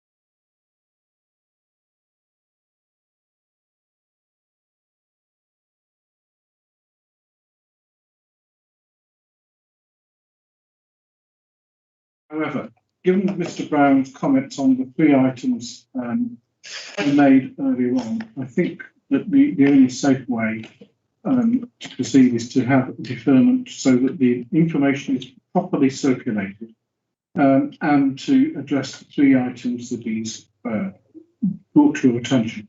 Nevertheless, I'm equally cognizant that the speakers for and against this issue have been sitting around with us. I'm no doubt fascinated by what you've had to say for the last hour and a half. So it's only appropriate that we can hear what they have to say. But given that there are members who have not seen the applicant's response, it is unsafe for you to make a decision, so you will not be asked to do that. I will ask you at the relevant point to defer until the next meeting. Gentlemen, it is a bit late in the evening, and at this point I normally see double. I was expecting Mr. Bryson and Mr. Dillon, even I can tell the 3 of you, but nevertheless, you are all very welcome. It's now your opportunity to speak, so Mrs. Ryan, over to you. Apparently, only 2 of the 3 are actually speaking. One's a lot cleverer than us. Yeah. Here to answer any technical questions that you've got. So the 2 that are speaking, you'll have 3 minutes between yourselves. I'll let you know when there's 1 minute left. Okay. Thank you. Good evening. My name is David Bryson. I'm speaking as the applicant. Alongside me is Andrew McAlevey, who is here to respond to any technical questions that you might have. We're developing this project after delivering Europe's largest operational energy storage project in North Wiltshire. I'll start by explaining why they selected Hams Hall as the location for this project. Energy storage projects need to be located where there's a technically viable connection to national grid transmission infrastructure. Being adjacent to the Hams Hall substation is therefore the key reason for choosing this site. But most importantly, Hams Hall substation has been identified by National Grid as being within a strategic band across the Midlands, which is needed to balance the flow of power from the wind energy producing north to the high levels of demand in the Midlands and the South East. In this band, Hams Hall is the only substation we identified which is not constrained by land area, distance to the connection, available capacity, and delay in connection dates. Constraints around Hams Hall mean the chosen site is the only viable option for locating a storage project close to Hams Hall substation. This substation has all the national grid connection voltages, which means the project provides support straight into the heart of the UK network. Products in areas away from infrastructure do not provide the services national grid requires. The UK needs to take back control of its electricity supply. Projects of this scale are necessary if the UK is to reach its decarbonisation targets. Energy storage has a vital part to play in ensuring the UK can be powered by green energy when the sun isn't shining or the wind has stopped blowing. We estimate this project will allow 1.4 gigawatts of renewables to be accommodated onto the grid. Alone, this facility will allow enough renewables to power 1.2 million homes. That's an area the size of the West Midlands. There are very few residential properties with visibility of the proposal. Importantly, most of the closest properties have sent letters of support. We agree with the officer's conclusions that the visual impact will be local in extent and limited given other developments affecting the setting there. The temporary nature of the development ensures the long-term purpose of the greenbelt. Our proposed landscape enhancements will provide valuable habitat and a net biodiversity gain. 1 minute left. Thank you, David. Mr. Chairperson, councillors.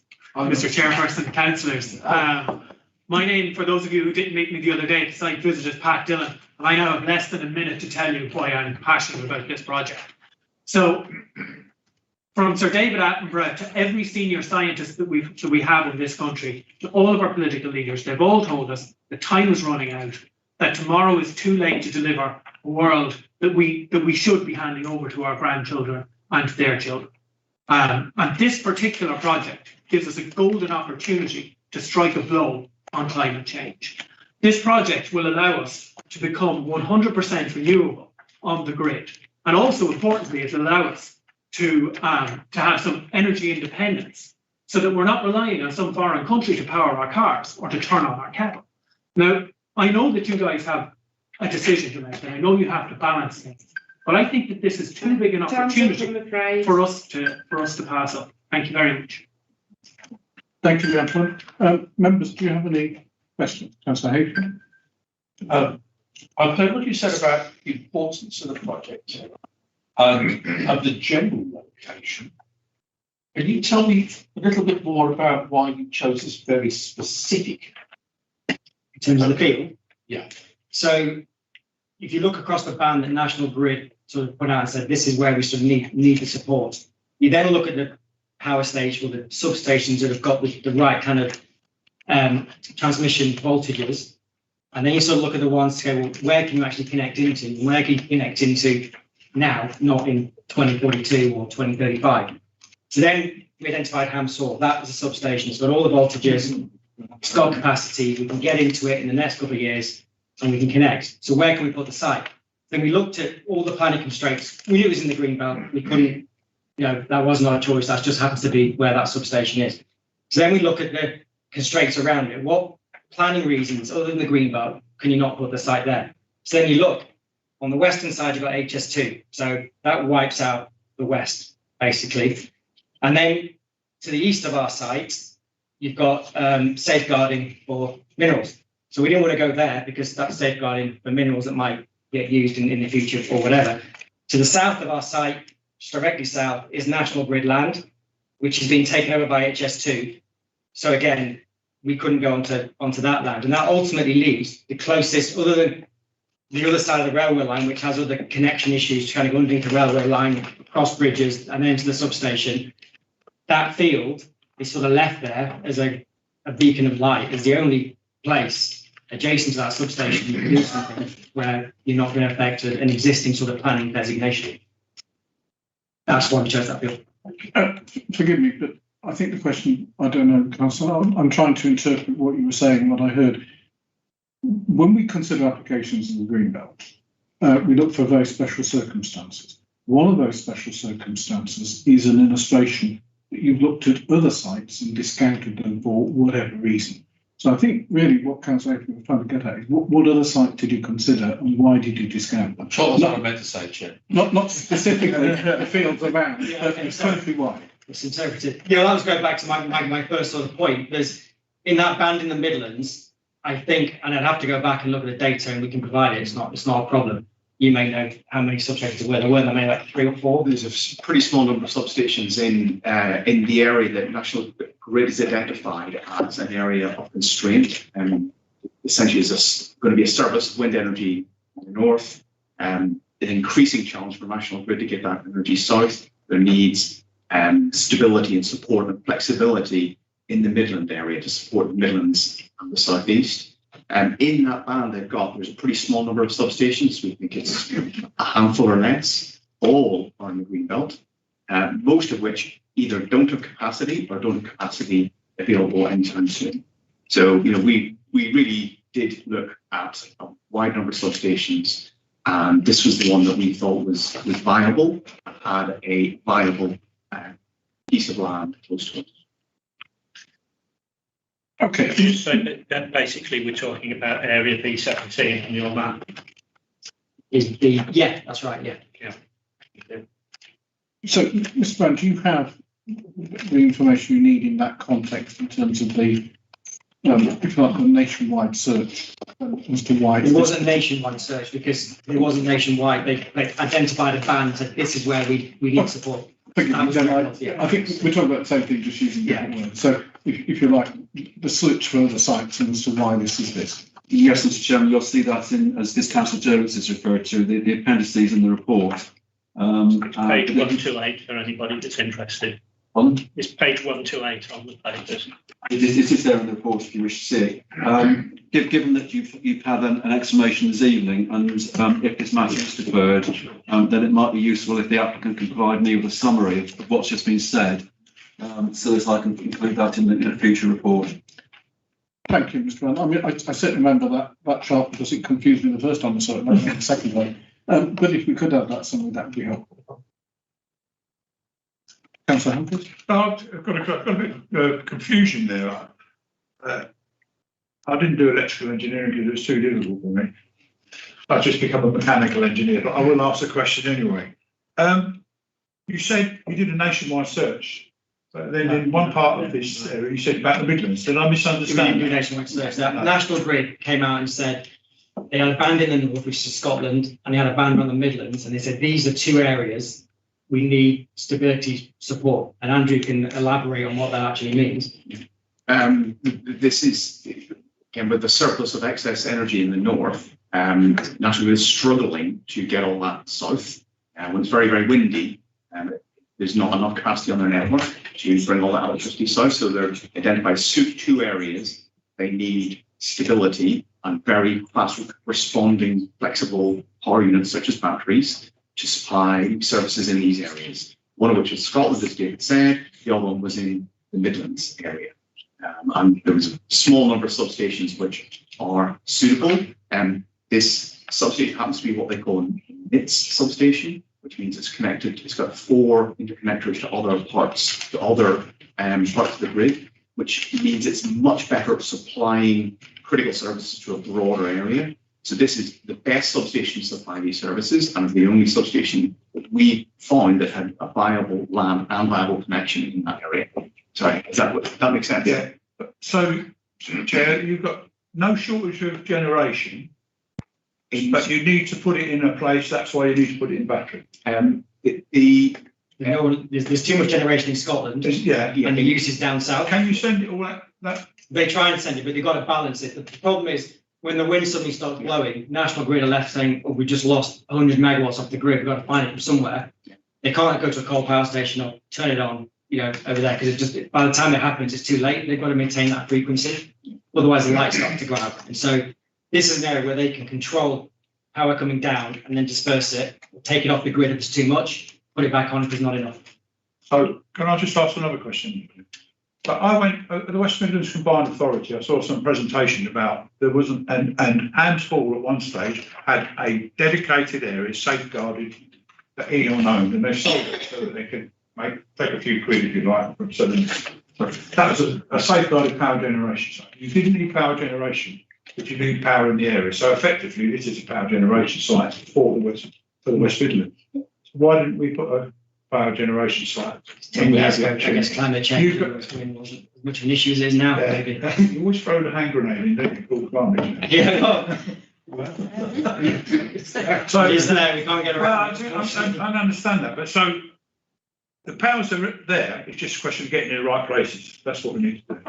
Yes, it's also a question of balancing it's a historically UK entire electricity system was designed to have a number of big power stations, often close to centres of demand, such as Hams Hall, which is close to in the centre of the Midlands. That provided very stable power and enabled it was easy to balance the grid. It's very challenging to balance the grid now. A small lack of wind or clouds going over a certain part of the country causes a big dip, and having flexible assets means that the grid can ensure the plug sockets remain at 240 volts. And it's an increasing challenge. The National Grid has, every year, they produce a long-term forecast. They have said they've identified a need for 20 gigawatt hours of storage over the coming decades. So this is 350 megawatts. I appreciate that. Yes, thank you. That's, So you'll be looking for more sites around the country over the years. So in the right places where there's infrastructure there to do Are it. those right places available so you don't have to put it in Colesville? No. Thank you very much. Where I'm confused, honestly confused, if you like, lights are definitely going off for me. Why does it need to be in the zone that's been, this is, if you like, absolutely germane to why it's in the green belt in that location or not. Why can't electricity be stored in Scotland as opposed to stored here? So the National Grid infrastructure is unable to transport the existing power at periods of peak demand down to where it's needed. So it's capacity on the grid. So the grid lacks capacity to do that, yes. So if you like, this mob in the middle, forgive me, I'm just trying to understand, there's been an identified shortfall potential need in the Midlands. Yeah. They can't move the power across the country as a whole on the grid. So it needs to be essentially where the power is going to be used. In order to ensure customers have stable supply, there needs to be the grid is identified, there needs to be more flexibility closer to customers, such as battery storage. And unfortunately, putting it far away in Scotland doesn't address that issue. Thank you, Matt. That's National Grid. How about me elaborating? Councillor Hagan? Just try and help me understand, is this going to be a forever feature? Because I thought you said before that this was what it was needed, sort of thing. This is a 30-year plan permission. A 30-year plan permission. And what lies beyond that? Well, we don't know what technology is going to do, I suppose, in 30 Well, years' we're time. amended now, then. Yeah, we might. No, I would take it. But I mean, it may be in 30 years' time, there's a completely different kind of storage, or there's a different kind of, everyone's got nuclear fusion in the houses or whatever, I don't know. So this meets current need and perhaps in the short, medium term. This will help the UK get to its decarbonisation targets. And remember, this is 350 megawatts of 20 gigawatts. So I've got no. So you would need, sounds impressive. I know nothing. you would need close to 70 of these right in key parts of the country in order to meet National Grid's long-term expectation for flexibility. So there will be many of these in areas in the middle east and south. You're going to have to forget you needed geology or archaeology. I can't remember. Archaeology, so it's even worse. I didn't nursing, that's even worse. Well, is there any other questions for us? In which case, gentlemen, thank you very much indeed. That's very interesting, that was. Mr. Brown, before we move on, and I'm cognizant that Councillor Wiley wishes to speak, but as part of the debate, I think. Two questions for me. Condition 19, referring to a temporary consent. I was under the impression from the previous application that 30 years was essentially a permanent consent rather than temporary consent. And I'm a little thrown at the idea that we can have a temporary consent for 30 years. In plain terms, Mr. Chairman, 30 years would be permanent, yes, but the applicant has made it quite clear this is has a 30-year life. And therefore, to reflect that, the condition has been put on in that particular way, in this particular circumstance, given what has been said tonight. And indeed, for most of the board, 30 years is permanent. And so, condition 19 essentially relates to remediation after the expiration of the year. In your, about 3 years ago, Mr. Brown, in your opening comments, you talked about the county minerals plan and whether this is a mineral safeguarding area.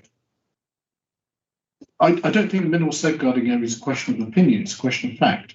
In our borough plan, is this site within or without a mineral safeguarding area? The county council said it falls within a mineral safeguarding area. Does it? Yes. Okay, thank you very much. Councillor Riley, you indicated you'd like to speak. Would you like to speak now or later? You know, you've hardly been waiting on. Well, yeah, I mean, I'll happily speak now. Can I just clarify? As you're speaking on behalf of the parish council, I think you only get 3 minutes, whereas. Okay. I understand you're speaking as a member of the authority. Okay. As a council attending the board. The clarification on here was an elected member. In which case you're not restricted. Okay. But don't take that too literally. No, so just for point of clarification, Chair, I am here also as acting clerk to Lee Monster Parish Council, and I'm a resident of Lee Monster, but I'm here as now. I'm taking both those things as information for the board, but the context you're hearing is as a member of the authority. Chair, thank you. Thank you for the opportunity to speak, and also thank you for the opportunity to allow me to present these images to the planning board. You have to forgive me, I've only just read the applicant's response to these images tonight while we adjourned. Very briefly, Chair, I'm going to present two objections. First of all, greenbelt, and then secondly, over intensification. Over intensification first. Without doubt, this area is seeing development like nowhere else that we know. So the first image you look at, and is this image, and this image shows the route of HS2. You can see that on the red area that I've put down, it's the application site. And the thing to note about the area is that it's known as the Y junction. So if you turn the page over, The Y junction is basically the set of points that takes HS2 to Manchester going north and then to the East Midlands hub as it is over the last 2 weeks to the right. That is a series set of points, and those points contain 5 lines. So there is nowhere else in the country with this level of HS2 track, and that's because it's the start of phase 2B line. That is a serious consideration for the residential communities of Lee Marston and surrounding communities who are also within the Greenbelt. It's a serious consideration, A, because of the need for mitigation and the hillside that we are talking about, on which the applicant site sits, is going to provide some degree of mitigation for the noise and the light. But it's also a consideration because while I appreciate this site is a 30-year construction, we're also facing an as of yet undetermined period of construction for HS2 because of the junction of phase 1 and phase 2B. So you can imagine, Chair, that we feel somewhat under pressure. If I can now take members to the multicoloured slide, which is this one, Chair. I've talked about over-intensification, and this slide is taken from the applicant's maps on page 88 of 149 in your pack, which I've just added some context to. And the context that I'm trying to illustrate here is the fact that the over-intensification for the community of Lee Marston constitutes development on 4 sites. So as we've already talked about, the blue area is Hams Hall, and within the blue area is substation B, which has just been released, well, say just 4 years ago released, on advice that there was no need for power generation. As a consequence, the area above the blue area, where it says Church Lane, has been gifted to Lee Marston as part of the development approval for that site by Prologis, and is now entered into a 100-year lease with Warwickshire Wildlife Trust to develop the education centre at that location, and will be subject to offset going forward. The turquoise area is the Minerals Site 9B, albeit as you clarify, Chair, it isn't just Site 9, it is the whole area which is Minerals Safeguarded Area. And then you can see the applicant's site. When I prepared this, some of my thinking was around the advice that myself and Councillor Martin Watson, Council had been given by HS2, that there were considerations about the accessibility of this site. But having read the applicant's response, Chair, and listened to Mr. Brown's opening comments, I'll not go any further on those. There is the question about the openness of the Greenbelt. What this map is on here really is on there to demonstrate, you can't really see it in terms of the pictures, but it's a map taken from the OS, the Ordnance Survey site, which shows contours of land. And why I was keen to draw the board's attention to the land contours is because this development site sits on a hillside. And as we all know, one of the purposes of the Greenbelt is to preserve openness. And in terms of openness considerations, it isn't only just the site itself, but it is the Greenbelt that surrounds the site. And because of the geographic nature of this site, which is a Triassic lake bed with the Whitakers and Shustoke and Lee Marston sitting within the lake bed, the raised area will be visible from a number of areas that are within the Greenbelt. So it's not just the applicant site, it's the adjoining Greenbelt areas that look onto the site. And being a hillside, we have the concern about doing nothing to impact on the mitigation that hillside offers us from the Y junction of HS2. But we're also acutely conscious that there will be a visual and noise amenity impact on residential properties and on the rest of the Greenbelt. So, Chair, if the panel is minded to support the application, would ask for a consideration of involving the parish council in discussions around mitigation measures, should it go further. Quick comment on the Greenbelt. Members will be aware that in September of this year, September 2021, this council adopted its local plan as planning policy, and the Greenbelt is set out within the local plan. Chair, The only other comments I'd make are the images at the rear demonstrate really the rurality of the location and the openness of the location, and allows members to consider the green belt considerations that they bear these in mind. Well, I know it's quite easy to sit here and say, well, it's next to Hams Hall and everything's developed. Actually, when you're there, it's an open area. Thank you, Chair. Thank you, Councillor. Mr. Brown, whilst it's fresh in all of our minds, could you just remind us what your report says about mitigation? Sorry, Mr. Chairman. Again. Whilst it's fresh in our minds, bearing in mind Councillor Riley's comments, could you remind members of the board what mitigation works are proposed? So the issue, if you like, that Councillor Riley raised was noise and visual impact. With respect, Mr. Chairman, that question might be better coming from the applicant rather than from me. It's contained in the report, but clearly it's enhanced landscaping around the edge of the site. But I think the applicant may be able to provide you with a greater detail on that. But I can obviously do that in a future report. But if the applicant can give you a much greater overview than I can. Members, I'm in your hands to an extent. This is breaking the rules. The applicant has had their 3 minutes. Would you wish to hear from them? I think that's fair. It gives us the opportunity to, we're going to keep getting it. This is so different to anything that's happened here, which we need to know. Yeah, I think, Chairman, as we're heading towards a deferral, it would make sense to get as much information as we can from the applicants as well as everything else. So, I mean, I've got other questions in mind now as a consequence of what I've heard. So, legal advice? Can we effectively suspend standing orders to deal with this or not?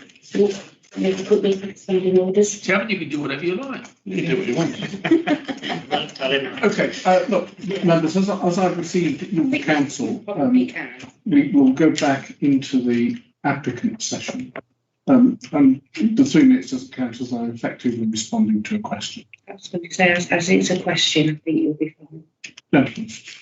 Okay, so in terms of the landscaping enhancements, so there's already, pretty good hedgerows around the site, but what we're going to do is infill the hedgerows with trees and native species of hedge to help screen the site. It's not, we've got landscape visual impact assessment that's been done that shows the visual envelope is actually quite small on the site, really. Then within the site, we've got lots of biodiversity. We've got planting of grasslands, species rich, like mixed grasses and things like that. And then we've got on the west of the site, there's about 60 metres probably between the west edge of our site and then where HS2 starts to cut down. So it's a reasonable distance before they start doing their cutting. And we're going to put that into a sort of biodiversity zone as well. So we're going to have, again, species-rich grassland, and we're going to plant trees along that western boundary, native elms and other native species of trees which will grow on the western boundary of the site, as you can see. When it doesn't show on that plan there, but since that was submitted, having talked to the county ecologist and the case officer, we did send another plan that showed that sort of boundary. Is it those triangles you see there, Jeff? Those two sort of, there, trees there, and then to the north there as well. Just to add to that, the blue containers you can see, the boundary containers are 2.34 meters high. The entire site is surrounded by a deer fence, which is 2.4 meters high. So, once the planting matures, you're going to see planting in the deer fence for the vast majority. I'm sorry, just to cut in as well. Just for the length of my property that runs along the cutting, so we obviously have to keep the development away from HS2's cutting. Otherwise, HS2 would have had a major issue with it. So they said, you've got to keep it back. So we said we go with the natural boundary, but just along the length of it, that's where the biodiversity strip is going to be. It won't just stop at the end of this development. It'll go the whole way along, right up to the A4097.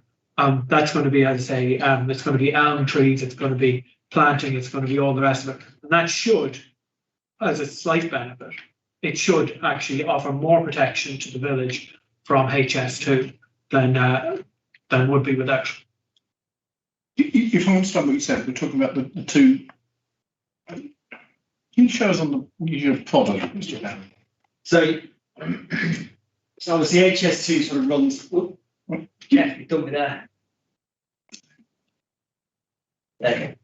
So HS2 sort of runs here. So the cutting starts sort of here somewhere. What we're going to do is plant trees and native species here. This triangle, and then this triangle that's going to go all the way up to the 4097. Okay. If I understood the question and set the comments from Councillor Riley properly, he's not so much bothered about other people on the HS2C, A, because of the cutting, and B, it's transitory. So within the planning context, that's a transitory harm. Yes. So we're more bothered about the other side. We've got tree planting on the eastern boundary, infill hedges on the eastern boundary. We're going to put trees across this northern as well. Okay. Do you have, I mean, given that we're speeding in a very HS2-like way extremely slowly towards a deferral, do you have something simplistically that members could see on a sheet of paper that shows the extent of planting? With previous applications for visual impact, particularly on the greenbelt, we've seen segmental analysis that shows the day we put them in, they're going to be this high, and this is what you'll see. After 10 years, they'll be this high, and this is what you'll see, so that we can see the progression of impact. LDIA should have some photo montages in it. Do you have that, Mr. Brown? It's not in front of you, Mr. Chairman, but clearly, yes, the LDIA has got those images in it. Okay. If not, we can certainly get them to you for the next meeting. I'd certainly, I think that would be reasonable. And the other point Councillor Riley made was on noise. So yeah, I mean, a noise assessment was done, and you can. So a noise assessment was done. I think there was a minor level of noise audible from the footpath, and also remind councillors that footpath runs very close to HS2. I think I heard you as well. It's not going to be where it is now. Yeah. I'll give you an idea of noise levels. HS2 is an order of magnitude noisier than anything on the site. There is low level of noise at night from a small number of residential properties, all of which have indicated their support for the project. And we are also putting in place mitigation to further lower the level of noise from the site. These our mighty site. If anyone would like to go to it, they're welcome to go to it. The vast majority of the time, these sites make absolutely no noise whatsoever. So they are noises, a bit of a red herring. Okay, maybe not. Where I want to press you a bit more on that is two areas. Number one, whether the existing occupants of those buildings object or don't doesn't really affect it. We have to consider the impact on future occupants as well as current occupants. So I've seen that we've had 6 letters of support. That's helpful, but it doesn't tell us what any future occupiers may or may not see. It isn't allowed. It's not allowed it's not allowed enough to be of a significant effect to those houses. Okay. So they wasn't identified as these are. Mm-hmm. But forgive me, you said it's of a magnitude significantly lower than HS2. HS2 will be transitory. It'll be when a train goes past, not permanent. This will be permanent? No, this will be transitory as well. Okay. I think the HS2 is a bit of a red. It was just, I think that was just an example. The HS2 is going to be 129 decibels, which might mean anything to anybody. And we're down at like a whispering thing. If you're on the footpath, the closest container, the sound of it would literally be like me talking to Andrew like this. It's not. Yeah. So a whisper is roughly 30 decibels. 150 meters away, the noisiest thing on the site, which would be an inverter, if operating, which they don't make noise all the time, would be 31 decibels. So to quantify that, if it's any kind of rain, you wouldn't be able to hear it. Any kind of wind, you wouldn't be able to hear it. That's helpful. Thank you. Councillor Hancock. On the noise thing, I gather then it doesn't make noise all the time because you were saying that when it's obviously very windy and there's obviously an overload on the network, I gather that's when it goes into use. So when it's windy up north, I gather that will go into use. Is that how it that's how it works? Yeah. When National Grid will call on it and say we need the support now. Yeah. then it will kick in. So it could actually not be used for like a couple of weeks, for example. Well, you know, that's what I'm interested in is like, I know the weather's not great in this country, clearly, but still, you know, what is the kind of use in the summer? Would it be pretty much low, or is it actually a consistent kind of use? Because that does affect the noise issue, even if it's low or not, because if it's consistent and it is every day, it becomes annoyance, as you've seen from our other conversations today. The main reason, because which parallels the conversation we had earlier, why here, it's here to ensure security of supply and balance of customers. Hence, it tends to operate most at times of peak demand. It tends to be morning peak, evening peak. That's when people turn on kettles in the morning, turn on the kettles, turn on the oven. Those are the two periods it tends to operate at most. But you know, that can vary in any particular day if there happens to be an unusual circumstance. So recently there was a blackout in London as a result of a failure of a piece of national grid infrastructure. An asset like this would have avoided that blackout. But noise hasn't been raised, I don't think, as an issue by consultees. No, that's fine. It's just getting into my head how it would work. That's all. Members, do you have any more questions for our speakers? Councillor Sandra first. Yes, just going back to the visual aspects, I agree with everything that Councillor Riley said. It's in my ward and I'm driving past it every day. It's going to be very elevating, isn't it? You're putting trees and such. How far away are they going to be? Because they have to be, you know, really top end tall before they cover any of it, unless they're right by it up the slope. Remember, the containers are 2.3 meters high, so these are stand up and stick your hand up. It's going to 7 foot, 7, 8 foot. Right. It's not It's not the top hill. We're not the highest part. We're not the highest part. Not the highest part. No. We're down. So we're south of the pylon, which I think you know the side. The pylon's towards the top. You can see the end. We're not at the peak of that hill by any stretch. How long will it take to camouflage the tree? I think the deer fence will be covered from pretty much day one. We'll put trees in at a reasonable size, and that's why I said we're very happy to work with Parish Council on the mitigation strategy that we do. You know, we've got no problem. We work with Parish Council all over the place, so we're very happy to sit with them and go through the species they want. You know, we work the sizes that it goes in at. I mean, the aim is to put it in there and not set loads of people. So if we can do things to help, we'll do that. Just lots of it's upsetting. I think you'll gather that most members are struggling to get their head around exactly what this sort of facility is and what it's going to involve. So forgive me if this question sounds a bit naive, but in terms of is it going to be a largely sort of maintained? You're going to have vehicles bombing backwards and forwards every day. Traffic going backwards and forwards to this site, minimal. No? The site is operated remotely, and there is the vast majority of the time there'll be no one on site. And only if there's an issue will we send someone to site, and that will typically be man and van or regular maintenance visits, which will be, you can probably have a couple of people in a couple of vans once a month, or but it'll be man and van type rather than significant. Basically, just going to sit there and hum to greater activity. These things are all operated remotely, so we'll deep thought here, from the. Apparently whisper, not hum. Yeah, I was going to say. Councillor Durden. Thank you. I did ask at the site visit about the size of the trees, and we were given an answer then. It sounds to me as if the information that you've asked for with the artist's impressions and so on, and the information that you've asked for, we will get that answer from that information.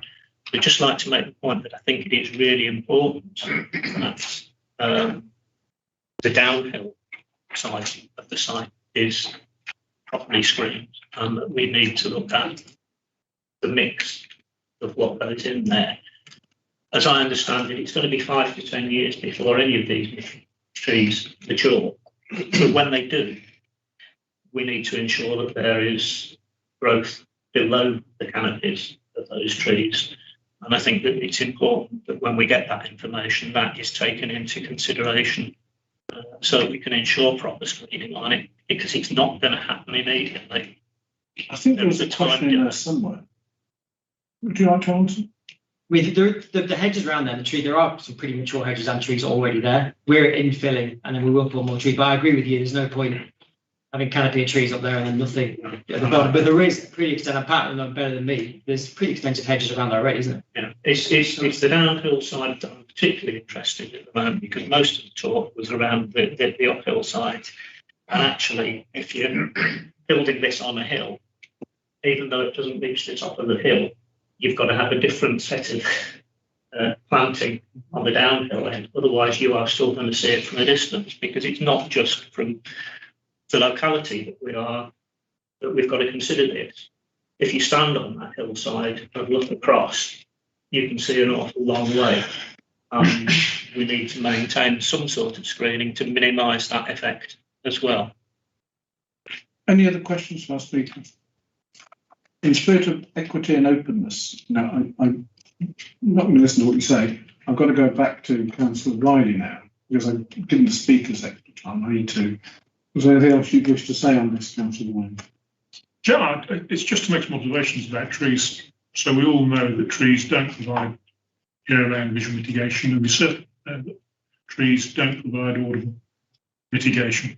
So we are talking about if the ward are minded to support, then I think it's fair to say we're thinking more than a few trees in terms of mitigation. Thank you. Members, we've had at least one site visit, but I'm conscious that some people weren't able to go. In between now and the next board meeting, which will be early January, I suspect none of you have got much to do. Would anybody like to go back to the site? I'm conscious that we looked at the site from the high point behind it and not the low point behind the village. Does anybody feel that we benefit from going back to the site? Have you seen enough? Okay. And your final chance, do you have any other questions for either our speakers or Councillor Rowett? Thank you. In which case, members, I'm now going to propose that the remaining discussion on this item is deferred until the next meeting, so that Mr. Barrett can further advise us on the County Council minerals questions, access to the site related to HS2, and a detailed answer from Lee Marston Parish Council. And fourthly, rather, that all members have seen the applicant's response to the questions raised by the Marston Parish Council. So I have a second. Thank you. And I see those in favour of deferral. Thank you very much.